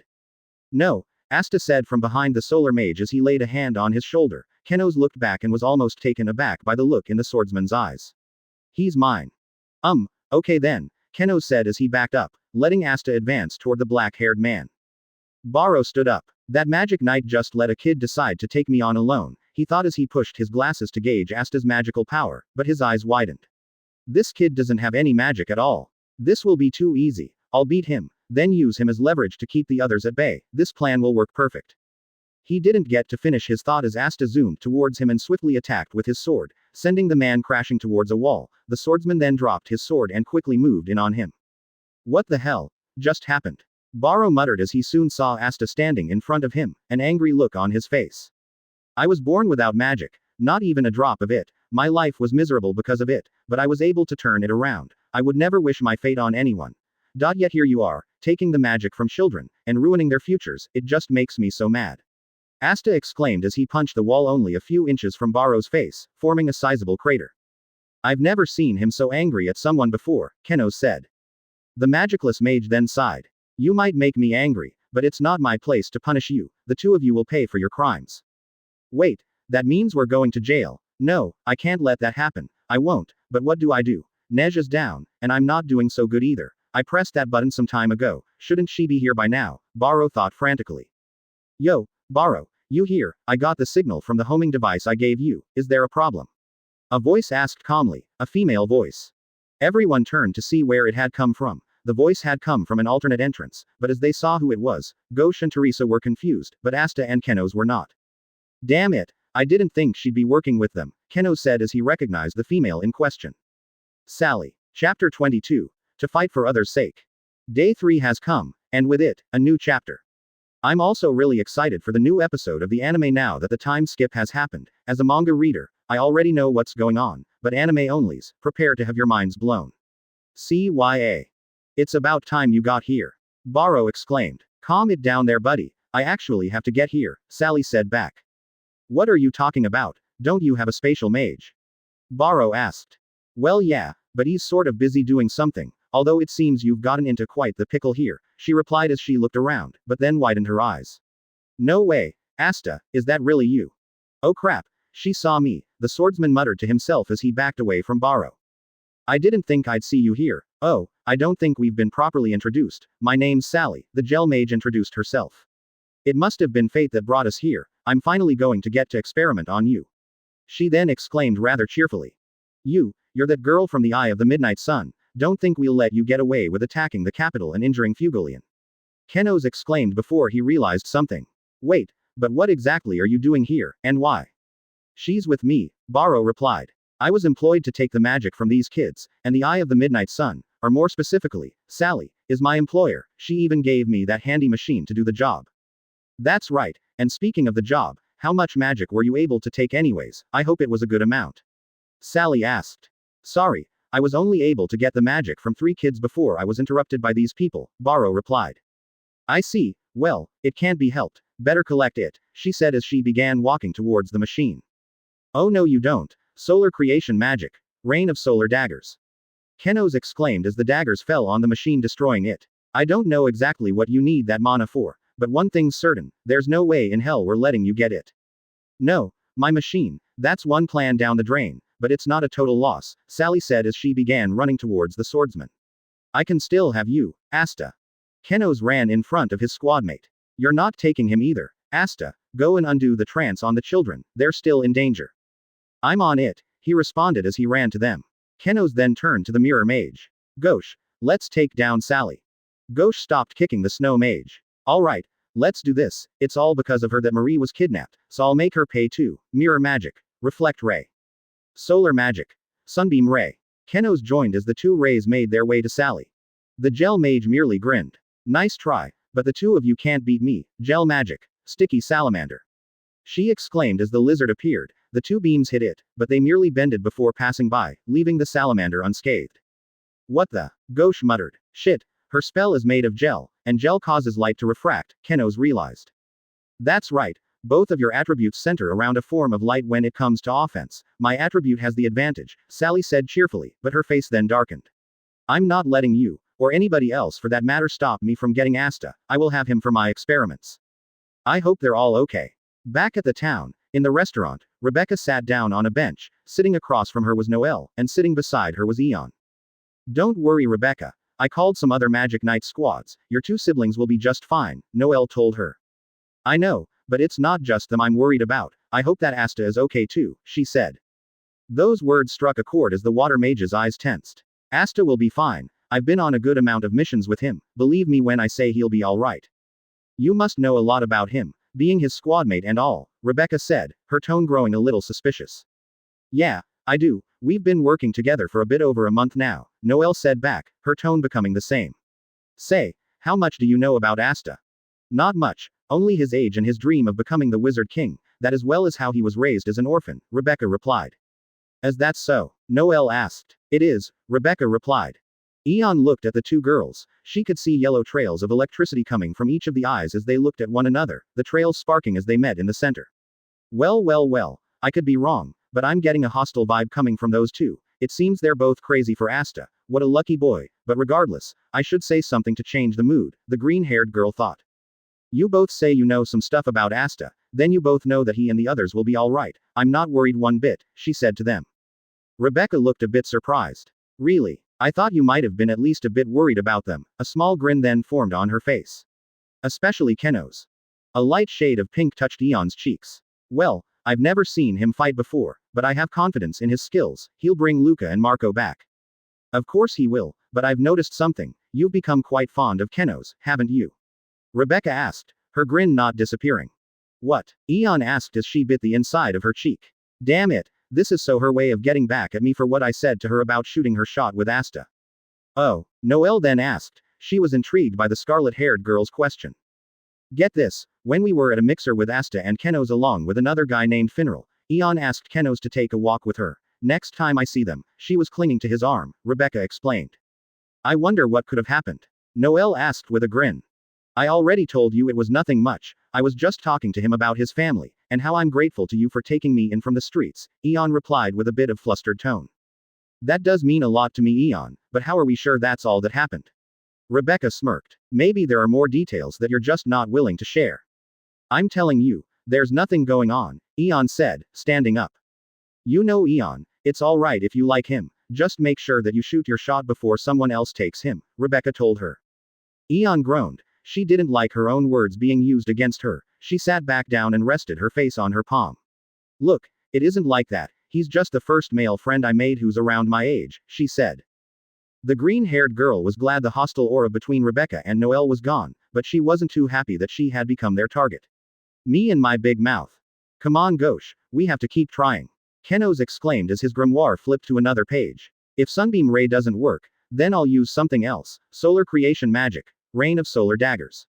He exclaimed as the daggers began falling. Unfortunately for him, the salamander quickly evaded the falling projectiles. Shit, Ghosh, I'll do what I can with the salamander, you get Sally. I don't need you to tell me that. Mirror magic. Real double. Ghosh exclaimed as a clone of him appeared. Okay, time for the next stage, mirror magic. Double reflect ray. The two gotchas fired their beams of light. Without her salamander, Sally had to dodge each of the attacks herself, but she couldn't dodge forever and was eventually hit by one. The double disappeared as Ghosh grinned. There we go. Alright, there are a lot of kids here, I need to undo the trance on every single one of them. That will take some time, I need to use a faster method than what I used on Marco, Asta mumbled to himself as an idea came to his head. Wait, I think I know how. The swordsman looked at his large sword. He turned it sideways and rested the side of the blade on the heads of 6 children simultaneously. Life returned to their eyes as they looked around. Where are we? Asta smiled at them. Don't worry, you were kidnapped, but we've come to rescue you, he said before moving on to the next group of kids. This method was undoubtedly faster as he finished in a mere 5 minutes. He then went back to undo the trance on the 4 children by Teresa. The 3 who had lost a majority of their mana were unconscious. Thank you, Asta, Teresa said. No problem. Now I have to go help Keno's and Ghosh, Asta said back as he gripped his sword and ran into action. Hey, don't forget about me. How could I ever forget about you, Asta? Sally exclaimed as she quickly got up and ran towards Asta. Her salamander ended its fight with the solar mage as it joined Sally. The girl then jumped on top of her spell. Be careful Asta, she's tough.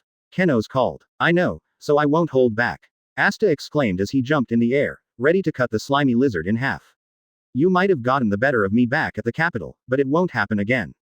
I wouldn't be so sure about that. She exclaimed as the salamander dodged his strike. It then launched 4 elongated limbs, quickly tying around Asta's arms and legs. It then pulled him forward, disarming the swordsman. Ah! Asta exclaimed as his body was flung around before landing right on the back of the salamander. Damn it! There you are my precious, you won't get away from me this time, Sally said as he slowly walked over to him. What are going to do? Asta asked as he tried to free himself, but to no avail. I'm so glad you asked. Before I run my experiments on you, I need to get some of your DNA, she replied as she bent down to his level and grabbed one of his fingers. A strip of your fingernail, she said as she pulled out the high part of his fingernail and put it into a vial she had with her. Now for some of your blood, but I won't need a vial, she continued as she bit his neck. Ah, that hurts, Asta exclaimed in pain. Oh, your blood tastes pretty normal, Sally noted. Wait. Did you just taste my blood? Asta asked. The gel mage nodded. That's right, but that's not enough. I need some more of your DNA, there must be something else to collect, she replied before her eyes brightened. Oh, I know, I'll just take a portion of your gametes. Gametes. Asta was confused by the word Sally used. Yes, your gametes, or in simpler terms, a sperm sample, Sally clarified. What's a sperm sample, and how are you going to take a portion of it? Asta asked. Sally dragged a finger along the swordsman's pants and gave him a sly smile. Don't you worry about that, my precious Asta, you just relax and let me do all the work. There's no way I can relax. Asta exclaimed. Get away from Asta. Flame magic. Brilliant flame cross. Teresa exclaimed as multiple points of fire ignited inside the salamander. The flames then exploded, taking the shape of a cross. What the? Asta and Sally wondered. Ha! Teresa then exclaimed as fire encased one of her fists. She then jumped in the air to get a hit on Sally. Wow, you're not bad for an old lady, but I'm not letting that hit, Sally said as she dodged the attack. Asta then landed, with the nun landing shortly after right in front of him. Thank you very much, sister, I was getting worried back there, but I didn't know you were so good. You're welcome, Asta, and as for my skills, you're looking at a former magic knight, she told him. You used to be a magic knight? Kenos asked as he and Ghosh walked up to her. That's right, I was a member of the Crimson Lion Kings, Teresa replied. Back in the old days, they called me, the Crimson She-Leopard. That squad name caught Asta's attention. So does that mean you know Fugoli and Vermilion? The old lady chuckled. Little Fuego. Of course, I knew him, I was his teacher after all. Kenos. Eyes widened. No way, you taught a future captain of one of the kingdom's best squads, you must be really powerful. I wouldn't say that, time has caught up to me, so I'm not as powerful as I used to be, but regardless, I can still fight, Teresa responded. Aw crap, it's 4 against 1 now, I'm not really liking those odds, Sally said. The odds can be in your favor though, Sally turned to see Barrow not too far from her. That kid dealt more damage to me than I thought, if you heal me, I'll give you a hand. Sally pondered her choice. I suppose, there's something I've been meaning to test out for some time. Perfect, bring it over to me, Barrow said. Yeah right, there's no way I'm staying here and possibly getting captured by the Magic Knights, once she heals me, I'll grab Nej and make a break for it. And, here you go, Sally hummed as she pulled out a large syringe and injected it into Barrow's neck, pumping the liquid into his body. What is that? Barrow asked. A dark magic item, it'll heal you, as well as do one more thing, Sally replied. And what might that? Barrow was about to ask, but stopped as he felt a pain in his body. Suddenly, a brown substance began pouring out from everywhere, his mouth, eyes, ears, hands, and shoes. Nej weakly got up as he looked at his older brother. Barrow. He muttered as the man began growing, the substance surrounding his body more and more until he became nothing more than a giant blob with eyes and a mouth. What the hell? Kenos muttered, looking in horror at the monstrosity before them. What is all of that brown stuff on him? Asta asked aloud. It's mud. They all turned to see Nej. What? That brown stuff, it's mud, it's Barrow's magical attribute, the snow mage replied. Correct, Sally spoke up. The second thing my item does is supercharge a person's magical attribute, but it seems there are some problems. Oh well, that's the beauty of experiments. The mud monster roared loudly, frightening the children. Teresa stepped up. We have to stop both Sally and that monster. Asta, Kenos, Ghosh, please keep the children safe. We're on it, Asta and Kenos replied. Ghosh, however, stood on his broom and began flying. He picked up Marie as he made his way to the path of the entrance. Leave me out of it. You three can handle this on your own. Marie is safe and I've gotten my hits in, so CYA. The mirror mage was soon out of sight. What? Kenos exclaimed. This fight sort of gave me a chance to learn more about Ghosh, and I think I just learned the most important thing about him. When his sister isn't involved in something, he becomes a selfish bastard. Ghosh, that delinquent, Teresa muttered before turning to the 2 magic knights. It's up to the 3 of us then. Flame creation magic. Guiding light leopard. She exclaimed as a leopard made of fire appeared. Children, my leopard can take 3 of you at a time, it'll take you outside in groups before returning for more, the nun explained as she carried the 3 unconscious children and placed them on the leopard's back. It'll start with these 3. The leopard then ran down the path as Teresa turned to Asta and Kenos. We need to buy time for the kids to escape. My attribute is good against Sally, so I'll fight her, the 2 of you will fight the mud creature. Okay. The 2 boys responded as Kenos ran to the side of the path where his broom was. He then stood on it as it floated into the air. He spent a few seconds balancing himself before he flew to Asta. Climb on. The extra mobility will give us an advantage. Right. The swordsman grabbed his sword and mounted behind the solar mage. They then took off. Solar magic. Sunbeam ray. Kenos exclaimed from the air as he fired the attack at Barrow. The mud monster slowly turned to face him and shot his arm out. Hold on. The solar mage exclaimed as he did his best to evade the attack. My sunbeam ray doesn't work against it. I'll need to strengthen my offense. Asta, be ready. I'll launch another attack. When I do, you'll be up, he told Asta.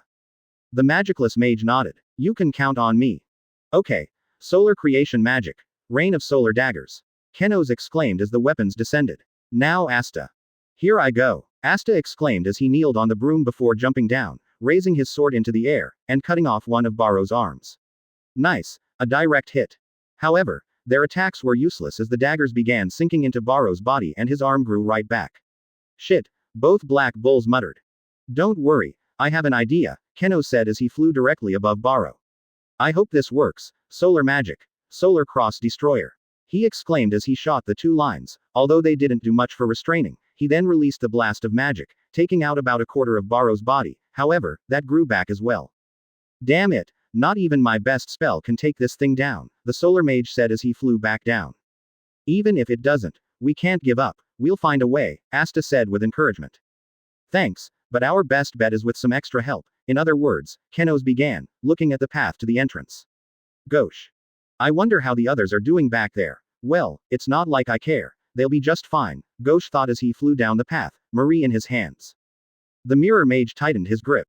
Marie, my beloved little sister, you're the only one who matters to me. I remember when we were younger, we were part of a successful noble family, with loving parents, and an easy life. He then looked up. But then our parents died, and our house went to our relatives, but they didn't like the two of us, so they kicked us out. We were disgraced, forced to live out on the streets. I stole, cheated, and did whatever I could for me, and for you. He then began to feel the frosty breeze of the outside. Unfortunately, I was eventually caught and sent to jail while you were sent to live with the old hag. I was able to break out of jail though, but that's when I met Captain Yami. I tried to take him down, but he was way too strong. He then gave me a robe and welcomed me into the Black Bulls. To be honest, I only joined because it would give me a chance to see you again. Ghosh then smiled. You're the only one I need. There's nobody else in the world who compares to you. I don't need to fight for anyone but you, Marie. Ghosh. The mirror mage looked down, but was shocked when he saw a sad look on his sister's face. What's the matter? Is your face still hurting? No, I'm worried about Asta, Kenos, and Sister Teresa. Why did you leave them to fight on their own? Marie replied before asking a question of her own. They don't need me, and besides, you're out of danger. There's no reason for me to go back there, Ghosh replied plainly as he looked forward. What are you talking about? Yes, there is. Go back and help them. I doubt they're okay. That mud thing looked really strong, she said. Sorry, Marie, but no, I only need to protect you. You're the most important thing to me. As long as you're out of harm's way, I don't need to fight, not for anybody else, her brother plainly retorted. Marie began to clench her fist. You won't help them. I. Ghosh looked down again to see that his sister was fuming. I hate you, Marie exclaimed as she punched her brother. You hate me? Ghosh asked, unable to believe the words that came out of the girl's mouth. Yes, you can't just fight for me. You're a magic knight. The sister says magic knights are supposed to protect everyone, so you have to fight for others' sake. When you joined the Black Bulls, I thought you were so cool, but now, I'm not so sure of that, she replied. No, your big brother doesn't want you to hate him. What can I do to make you think I'm cool again? The mirror mage asked quite comedically. I want you to go back and help them, to be the big brother who I admire, and to be someone who genuinely fights for others, Marie replied. Ghosh sighed. Okay, I'll do it. Marie smiled. Thank you, you're the best big brother ever.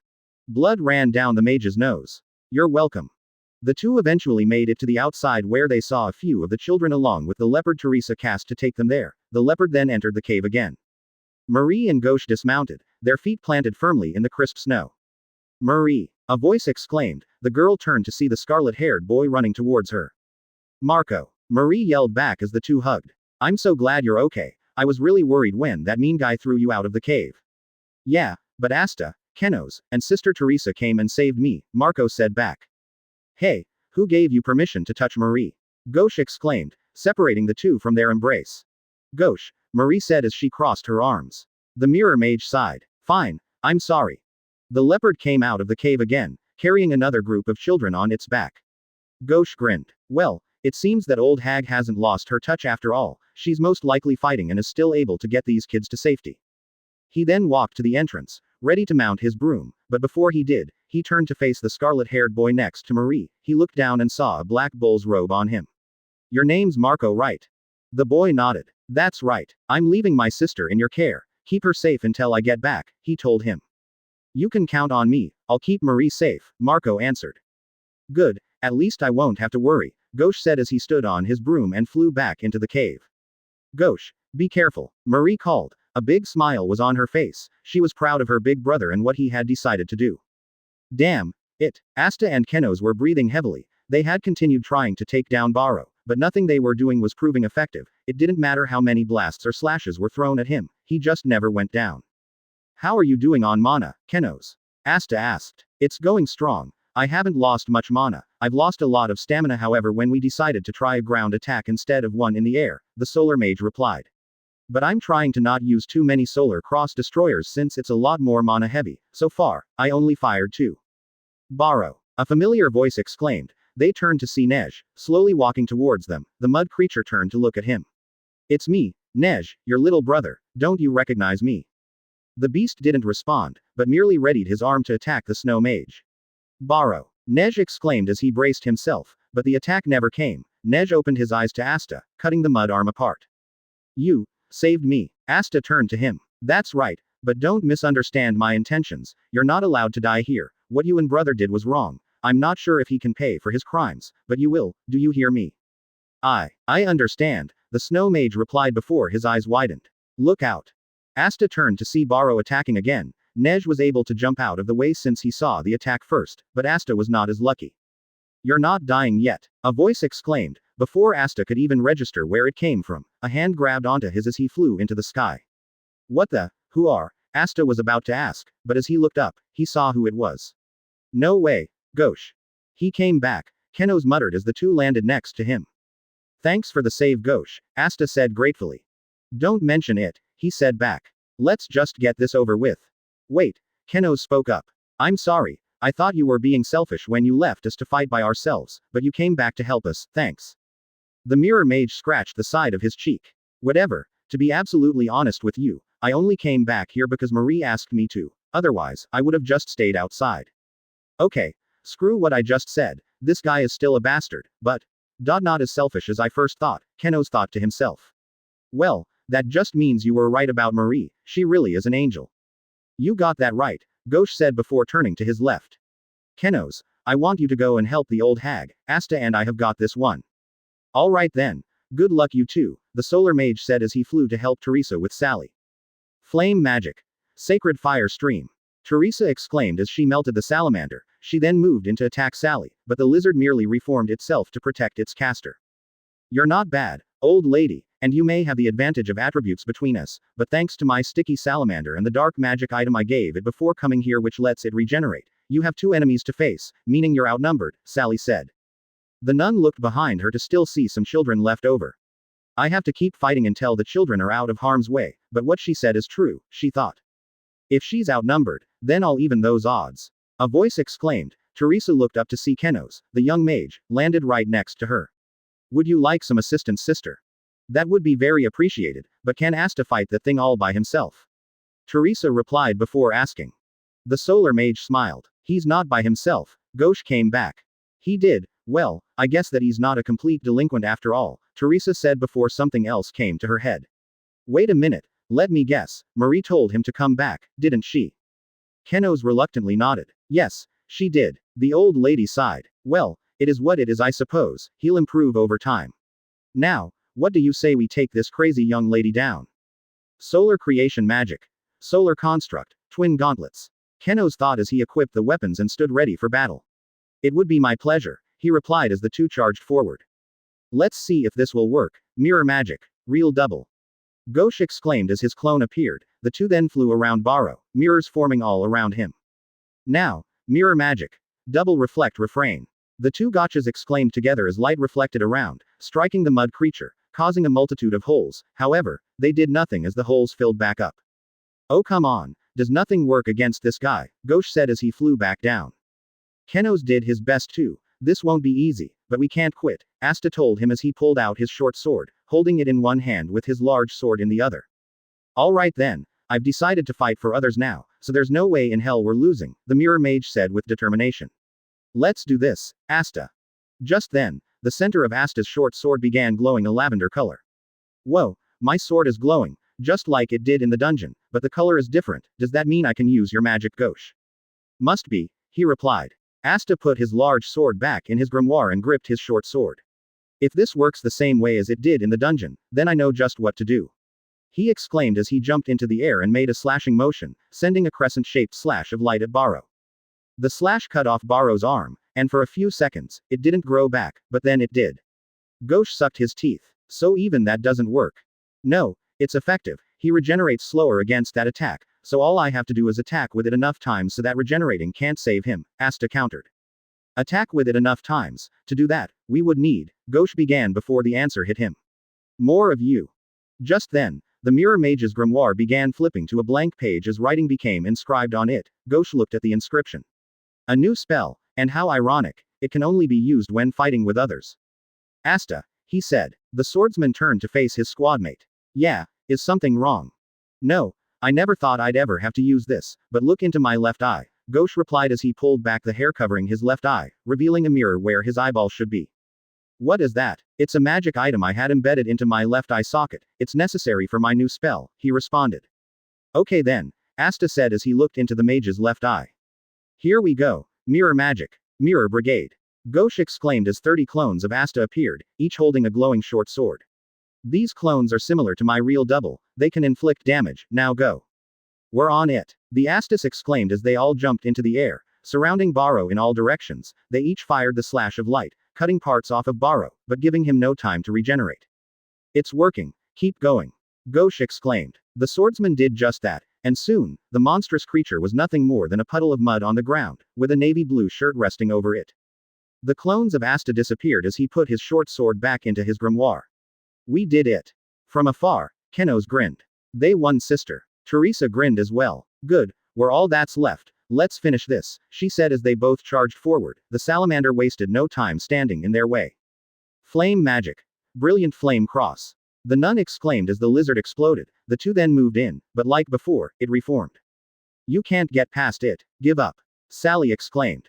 That's where you're wrong. The solar mage retorted as he jumped into the air, readying his gauntlet to strike. The salamander jumped up to get in his way. Now I have a clear shot. Teresa exclaimed. Crap, the gel mage muttered as the lizard got in the nun's way this time. Teresa used a spell to explode it again. This is your chance, finish it, Kenos. I will, Kenos exclaimed as he shot Sally dead in the face, sending her straight into a wall. Her salamander disappeared. There we go, finally took her down. And all the children are outside, that's a relief, Teresa added.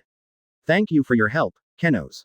No problem. Barrow, Nej said as he walked to what remained of his brother. Dropping to his knees, he grabbed the shirt and began crying. His tears were short, however, as he wiped his eyes and stood up, walking to Asta. Hey, your name's Asta, right? The swordsman nodded. It is, and yours is Nej. The snow mage nodded this time. Thank you for ending my brother's suffering. I'm going to pay for what I did to these children. Once we get back, I'll turn myself in, but I was wondering, after I serve my time, he began as he stopped, but started again. Is it possible for us to be friends?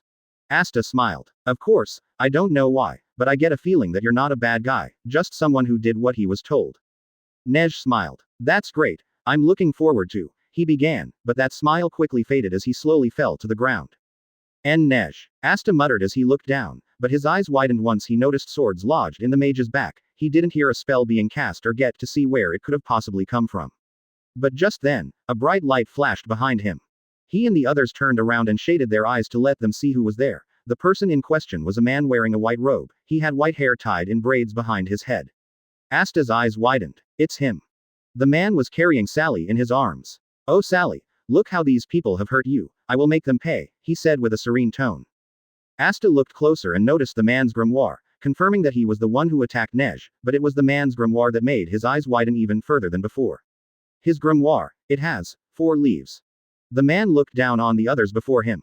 Greetings, I suppose I should introduce myself, he said as he lightly dropped to the ground. I am the leader of the Eye of the Midnight Sun, and my name is Licht. Chapter 23. Shining Darkness versus Silent Light.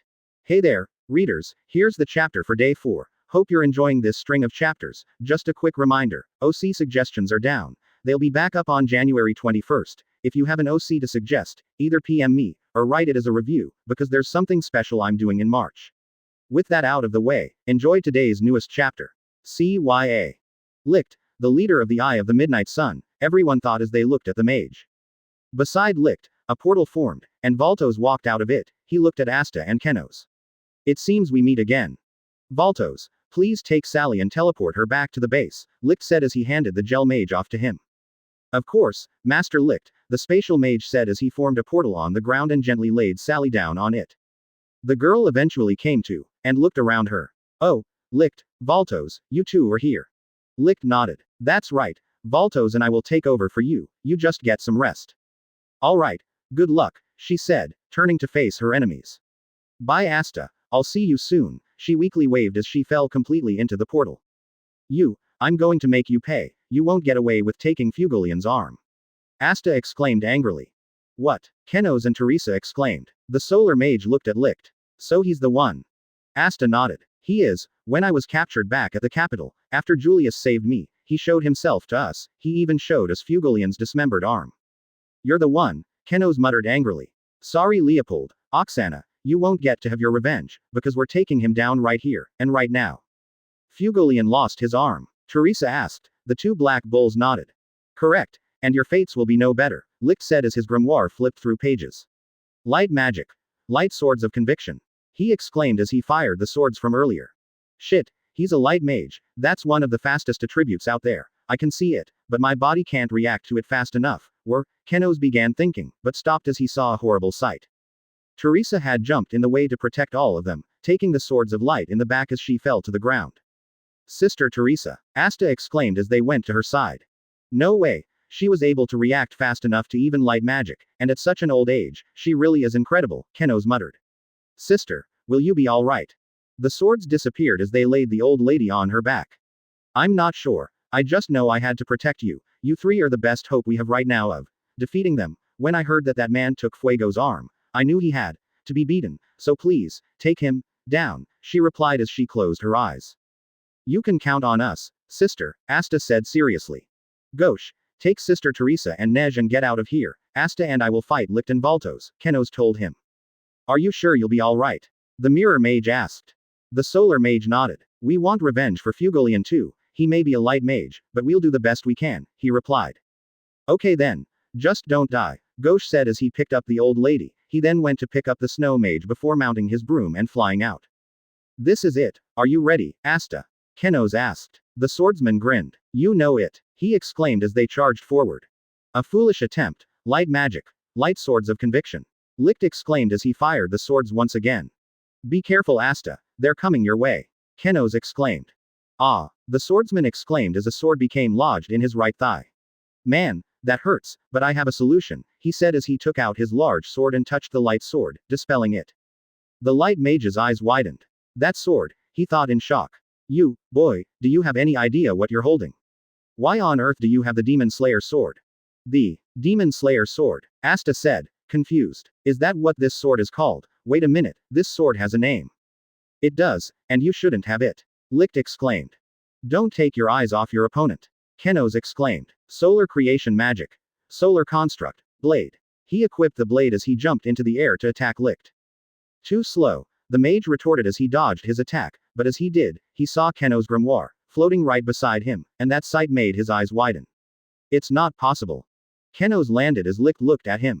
That grimoire had 5 leaves, but it's a white clover, I can't believe it, he thought as he pointed at the solar mage. And you, that grimoire, why, just why would a sacred one align with someone like you? Sacred one? What the hell are you talking about? Kenos asked as he readied himself to attack again. Stop spouting bullshit to distract us. Kenos, look out, Asta exclaimed. What? Kenos asked as he turned behind him, his eyes widened as he saw purple orbs of space racing towards him. Don't worry, I got you. The swordsman exclaimed as he pulled out his short sword and ran to the solar mage, extending the sword forward to protect his squadmate. Damn, I was hoping that attack would hit, Valtos mumbled. Thanks, Asta, Kenos said. Is your thigh still hurting? Don't mention it, Asta replied. And my thigh still hurts, but I'll be fine. What? You have the Demon Dweller's sword too? Licht exclaimed. Demon Dweller's sword, is that what you call the short one? What's going on? Asta exclaimed. Don't listen to him, he's just trying to distract us, Kenos told him. I don't think so. I don't really know where my grimoire or swords came from, I got a strange feeling when I first held them. There's a possibility he could know where they came from, Asta told him. That's right. I do know where those came from, Licht said as he zoomed right towards the two mages. And now the two of you are dead, neither of you deserves the grimoires in your care, I shall take them. Shit. The two black bulls thought. The light mage was moving incredibly fast, much faster than his swords, there was no way either of them could react to it in time. But just then, a black crescent-shaped slash came from behind them, causing Licht to get out of the way. The two boys were confused. What just happened? I didn't cast that spell. Keno said. And I don't have magic, Asta added. Well, it seems I got here just in time, but it seems I missed the kids, a voice said behind them. It didn't even take Kenos and Asta a second to know who that voice belonged to. They only smiled as they turned around, and lo and behold, it was their cigarette-smoking captain, and right beside him was Finral. Captain Yami. They exclaimed as they ran to him. And Finral too. Hey there you two, seems like you could use some help, Yami said. You bet, but how did you know we were here? Kenos asked. Noel communicated with us earlier and told us what happened. We came here as fast as we could, Finral explained. Where are Ghosh and the children? They're outside the cave, the solar mage replied. Please go out to them, it's snowing outside and the town is a good distance from here. I'm on it, the spatial mage said as he ran out of the cave. Well, if it isn't Yami Sukahiro, the infamous captain of the Black Bulls, I'll be honest, I've always wanted to fight you, the light mage said. My name is Licht, the leader of the Eye of the Midnight Sun. Isn't that the group that attacked the capital? You people have caused some trouble for us, Yami said as he drew out his sword. Wow, I've heard of that weapon, it's called a katana, it's from your homeland, right? Kenos asked. That's right, I didn't think anyone native to here would know that, Yami said, impressed by the mage's knowledge. I'm going to use to kick this guy's ass. Be careful Captain Yami, that's the guy who took Fugalian's arm. Asta exclaimed. As that's so, then I can't hold back, Yami said as he took his grimoire out. Dark magic. Dark cloaked lightless slash. He exclaimed as darkness enveloped his katana and fired a slash of darkness at Licht. The light mage quickly dodged it before preparing to launch his own attack. Light magic. Sky-rending flash. He exclaimed as orbs of light appeared in front of him, each firing quick beams of light at the Black Bull's captain. Yami jumped into the air, dodging the attack. Licht then sped right to his side and launched a kick. The dark mage anticipated this and backed up, doing a quick backflip to create distance between them. Impressive, you can react to my speed. Light magic. Light swords of conviction. Licht exclaimed as he fired the light swords. You're not too bad either, but don't think that means you're actually going to beat me, Yami said back. Dark magic. Dark cloaked lightless blade storm. He exclaimed as he launched an array of lightless slashes, each clashing with a light sword, the two attacks canceling each other out. Yami's katana became enveloped in even more darkness as he charged forward at Licht. The light mage created a singular light sword of conviction to clash with the captain's blade. The two continued to attack each other, each meeting the attack with their own strike. There's something I want to ask you. What's your reasoning for all of this? What do you have against the Clover Kingdom? Yami asked. A good question, and to answer it, let me tell you a story, Licht replied. There was once a village that lived together in peace long ago. They were prosperous and loved by both nature and mana. Their lives were perfect, but then a group of selfish humans who were jealous of them came and killed them. There are people in the kingdom who do this to each other. People who are at the top destroy those at the bottom for their own benefit. The Eye of the Midnight Sun exists to usurp power from people like them. Not a bad story. Allow me to tell you one of my own, Yami then said. There was once a boy who went out fishing. By mistake, he fell off his boat and washed up in a different land. He was feared by the natives of that land. Not a person dared to speak to him. All for one man. The man took him in and raised him like his own kid, and the boy became a powerful mage. Licht was a bit confused. I don't mean to be rude, but why exactly are you telling me that? What does it have to do with what I said? Yami increased the force of his strike. You idiot. That's my life story. The boy was me. What I'm trying to tell you is that not everyone who stands at the top of this kingdom is out for themselves. There are people who care for those at the bottom. So I won't let you say that. The dark mage increased his speed and managed to get a cut on Licht's cheek. The light mage backed up. You actually managed to hurt me. Not many mages can do that. Light recovery magic. Healing light particles. Licht exclaimed as beads of light encased his palm. He then brought it up to his cheek as his wound began to heal. But I won't let you do it again. Yami backed up as Asta and Kenos ran up to him. Wow Captain Yami, you're incredible. I've never seen anybody who's able to keep up with a light mage, Kenos said. Thanks, but there's a reason for that, Yami said back. Unlike light magic, dark magic is pretty slow. Under normal circumstances, I would have been overpowered almost immediately, but there's something I'm using to even the playing field. And that is? The two black bulls asked in unison. It's called ki, a technique from my homeland. Have you heard of it, Kenos? Yami replied before asking. The solar mage shook his head. No, I haven't. What exactly is ki? Ki is a technique in which I take into account the senses of my opponent and myself, like breathing, facial expression, body language, among other things. Things like that help me anticipate my opponent's movements and intentions. By combining ki with my magic and physical strength, I'm able to keep up with the speed of light magic, the captain explained. That sounds really complicated, Asta said. Kenos nodded. Tell me about it, he added. Perhaps, but it gets easier when you actually try it, Yami told them. Valtos walked up to the light mage. Master Licht, I wish to assist you. Is there anything I can do? Licht turned to the spatial mage and smiled. Thank you, Valtos. I appreciate it. He looked at Asta and Kenos. I know what you can do. See those young black bulls? Valtos eyed the two boys. Yes. What I want you to do is defeat them and take their grimoires, and to bring them to me. Neither of them should even be allowed to hold such things, Licht told him. As you command, Master, Valtos said as he ran forward and launched an array of purple orbs at the group. Look out! Solar creation magic! Amaterasu's guard! Kenos exclaimed as the goddess appeared and blocked the attack before disappearing. Valtos. You and the boy with the swords, I will fight you and bring your grimoires to the master, the spatial mage said. What does he want out grimoires for? Asta wondered aloud. Yami blew smoke from his cigarette. Don't know, but this is a perfect chance, he said as he nonchalantly kicked Asta and Kenos forward. Hey, what was that for? The two boys asked. You can use this fight as a chance to learn ki, and if you don't do it, I'm killing both of you, he replied plainly. What? They exclaimed. I'll admit, it has been some time since he last threatened our lives, but this might be putting too much pressure on us. We've never even tried to do something similar, Kenos thought. Okay, Kenos, let's do this. Asta exclaimed. The solar mage sighed with a smile on his face. Of course Asta wouldn't be worried about that, he mumbled before giving his squadmate a thumbs up. Solar creation magic. Solar construct. Blade, Kenos said as his blade materialized. He and Asta then stood still and closed their eyes. Captain Yami said that ki is done by focusing on our senses, so what we have to do is focus, they both thought in unison.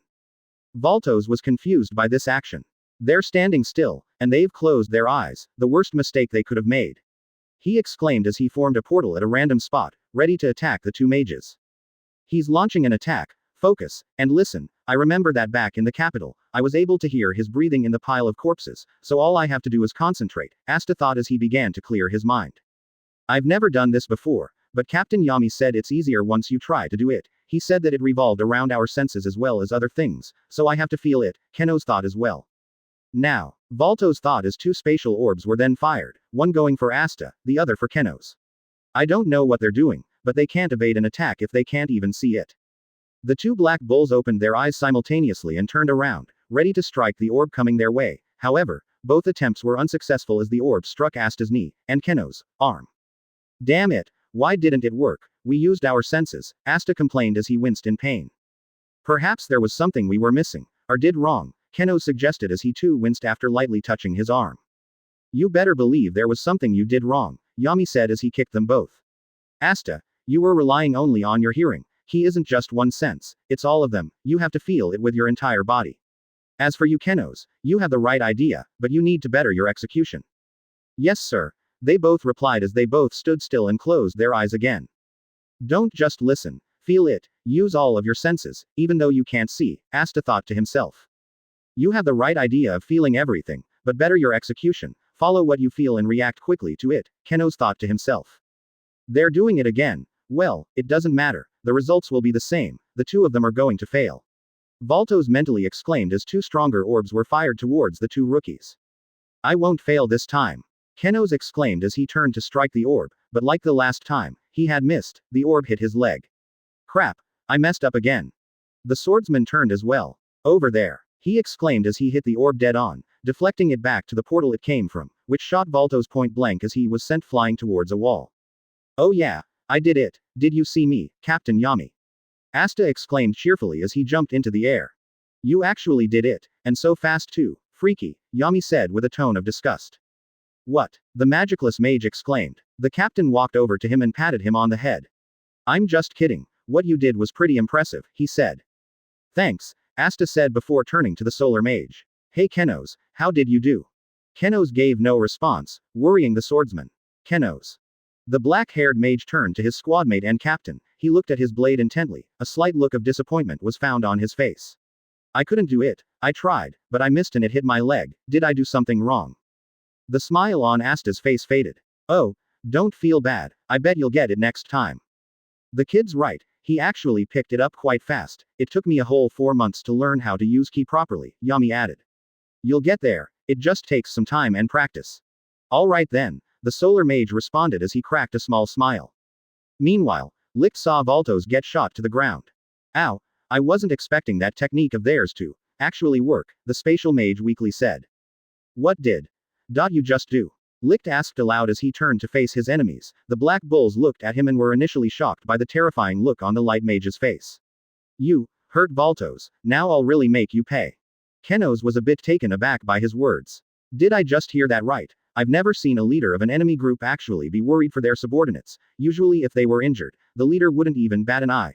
But this guy's face has been so serene-like for the duration of this fight. I didn't even think he could even make a face like that. I'll be honest, if he wasn't the leader of a terrorist group, I think I could have respected a man like him. Licht stepped forward, his grimoire flipping through pages. Prepare to die, all three of you. Light creation magic. Light whip of judgment. He exclaimed as a whip made of light materialized in his hand. It then elongated as he lashed out, destroying the rocks above them, causing the large chunks of earth to fall right on them. There we go. Once I'm sure they're dead, I'll take those grimoires. He then turned around and rushed to the spatial mage. Valtos, are you all right? Where are you injured? He asked in a worried tone. My chest, but you needn't worry about me, Master Licht, Valtos replied. Licht shook his head. Nonsense. You're hurt. Light recovery magic. Healing light particles, he said as the beads formed on his hand. He then rested them on Valtos' chest. Thank you, Master. I don't know what I've done to deserve such kindness, the spatial mage said gratefully. Don't say that. You're my friend. You're all my friends, and friends care for each other, the light mage said back with a smile. Is that better? Valtos nodded before Licht helped him up. Yes, that feels much better, he replied. Now we can take their grimoires. Solar magic. The two terrorist mages heard a voice. They turned around to look at the pile of rubble entrapment their enemies were in, and they saw that it was glowing orange. Quote. Sunbeam ray. Kenos exclaimed from the rubble as the rocks flew into the sky. The three black bulls then emerged, each holding their blades triumphantly in the air. Thanks a lot, Kenos, Asta and Yami said. No problem, the solar mage said back. The three then looked at Licht and pointed their blades at him. You're going to have to try harder than that. We are part of the Black Bulls. You will not defeat us that easily. You hear? Mark our words, the two of you are going down.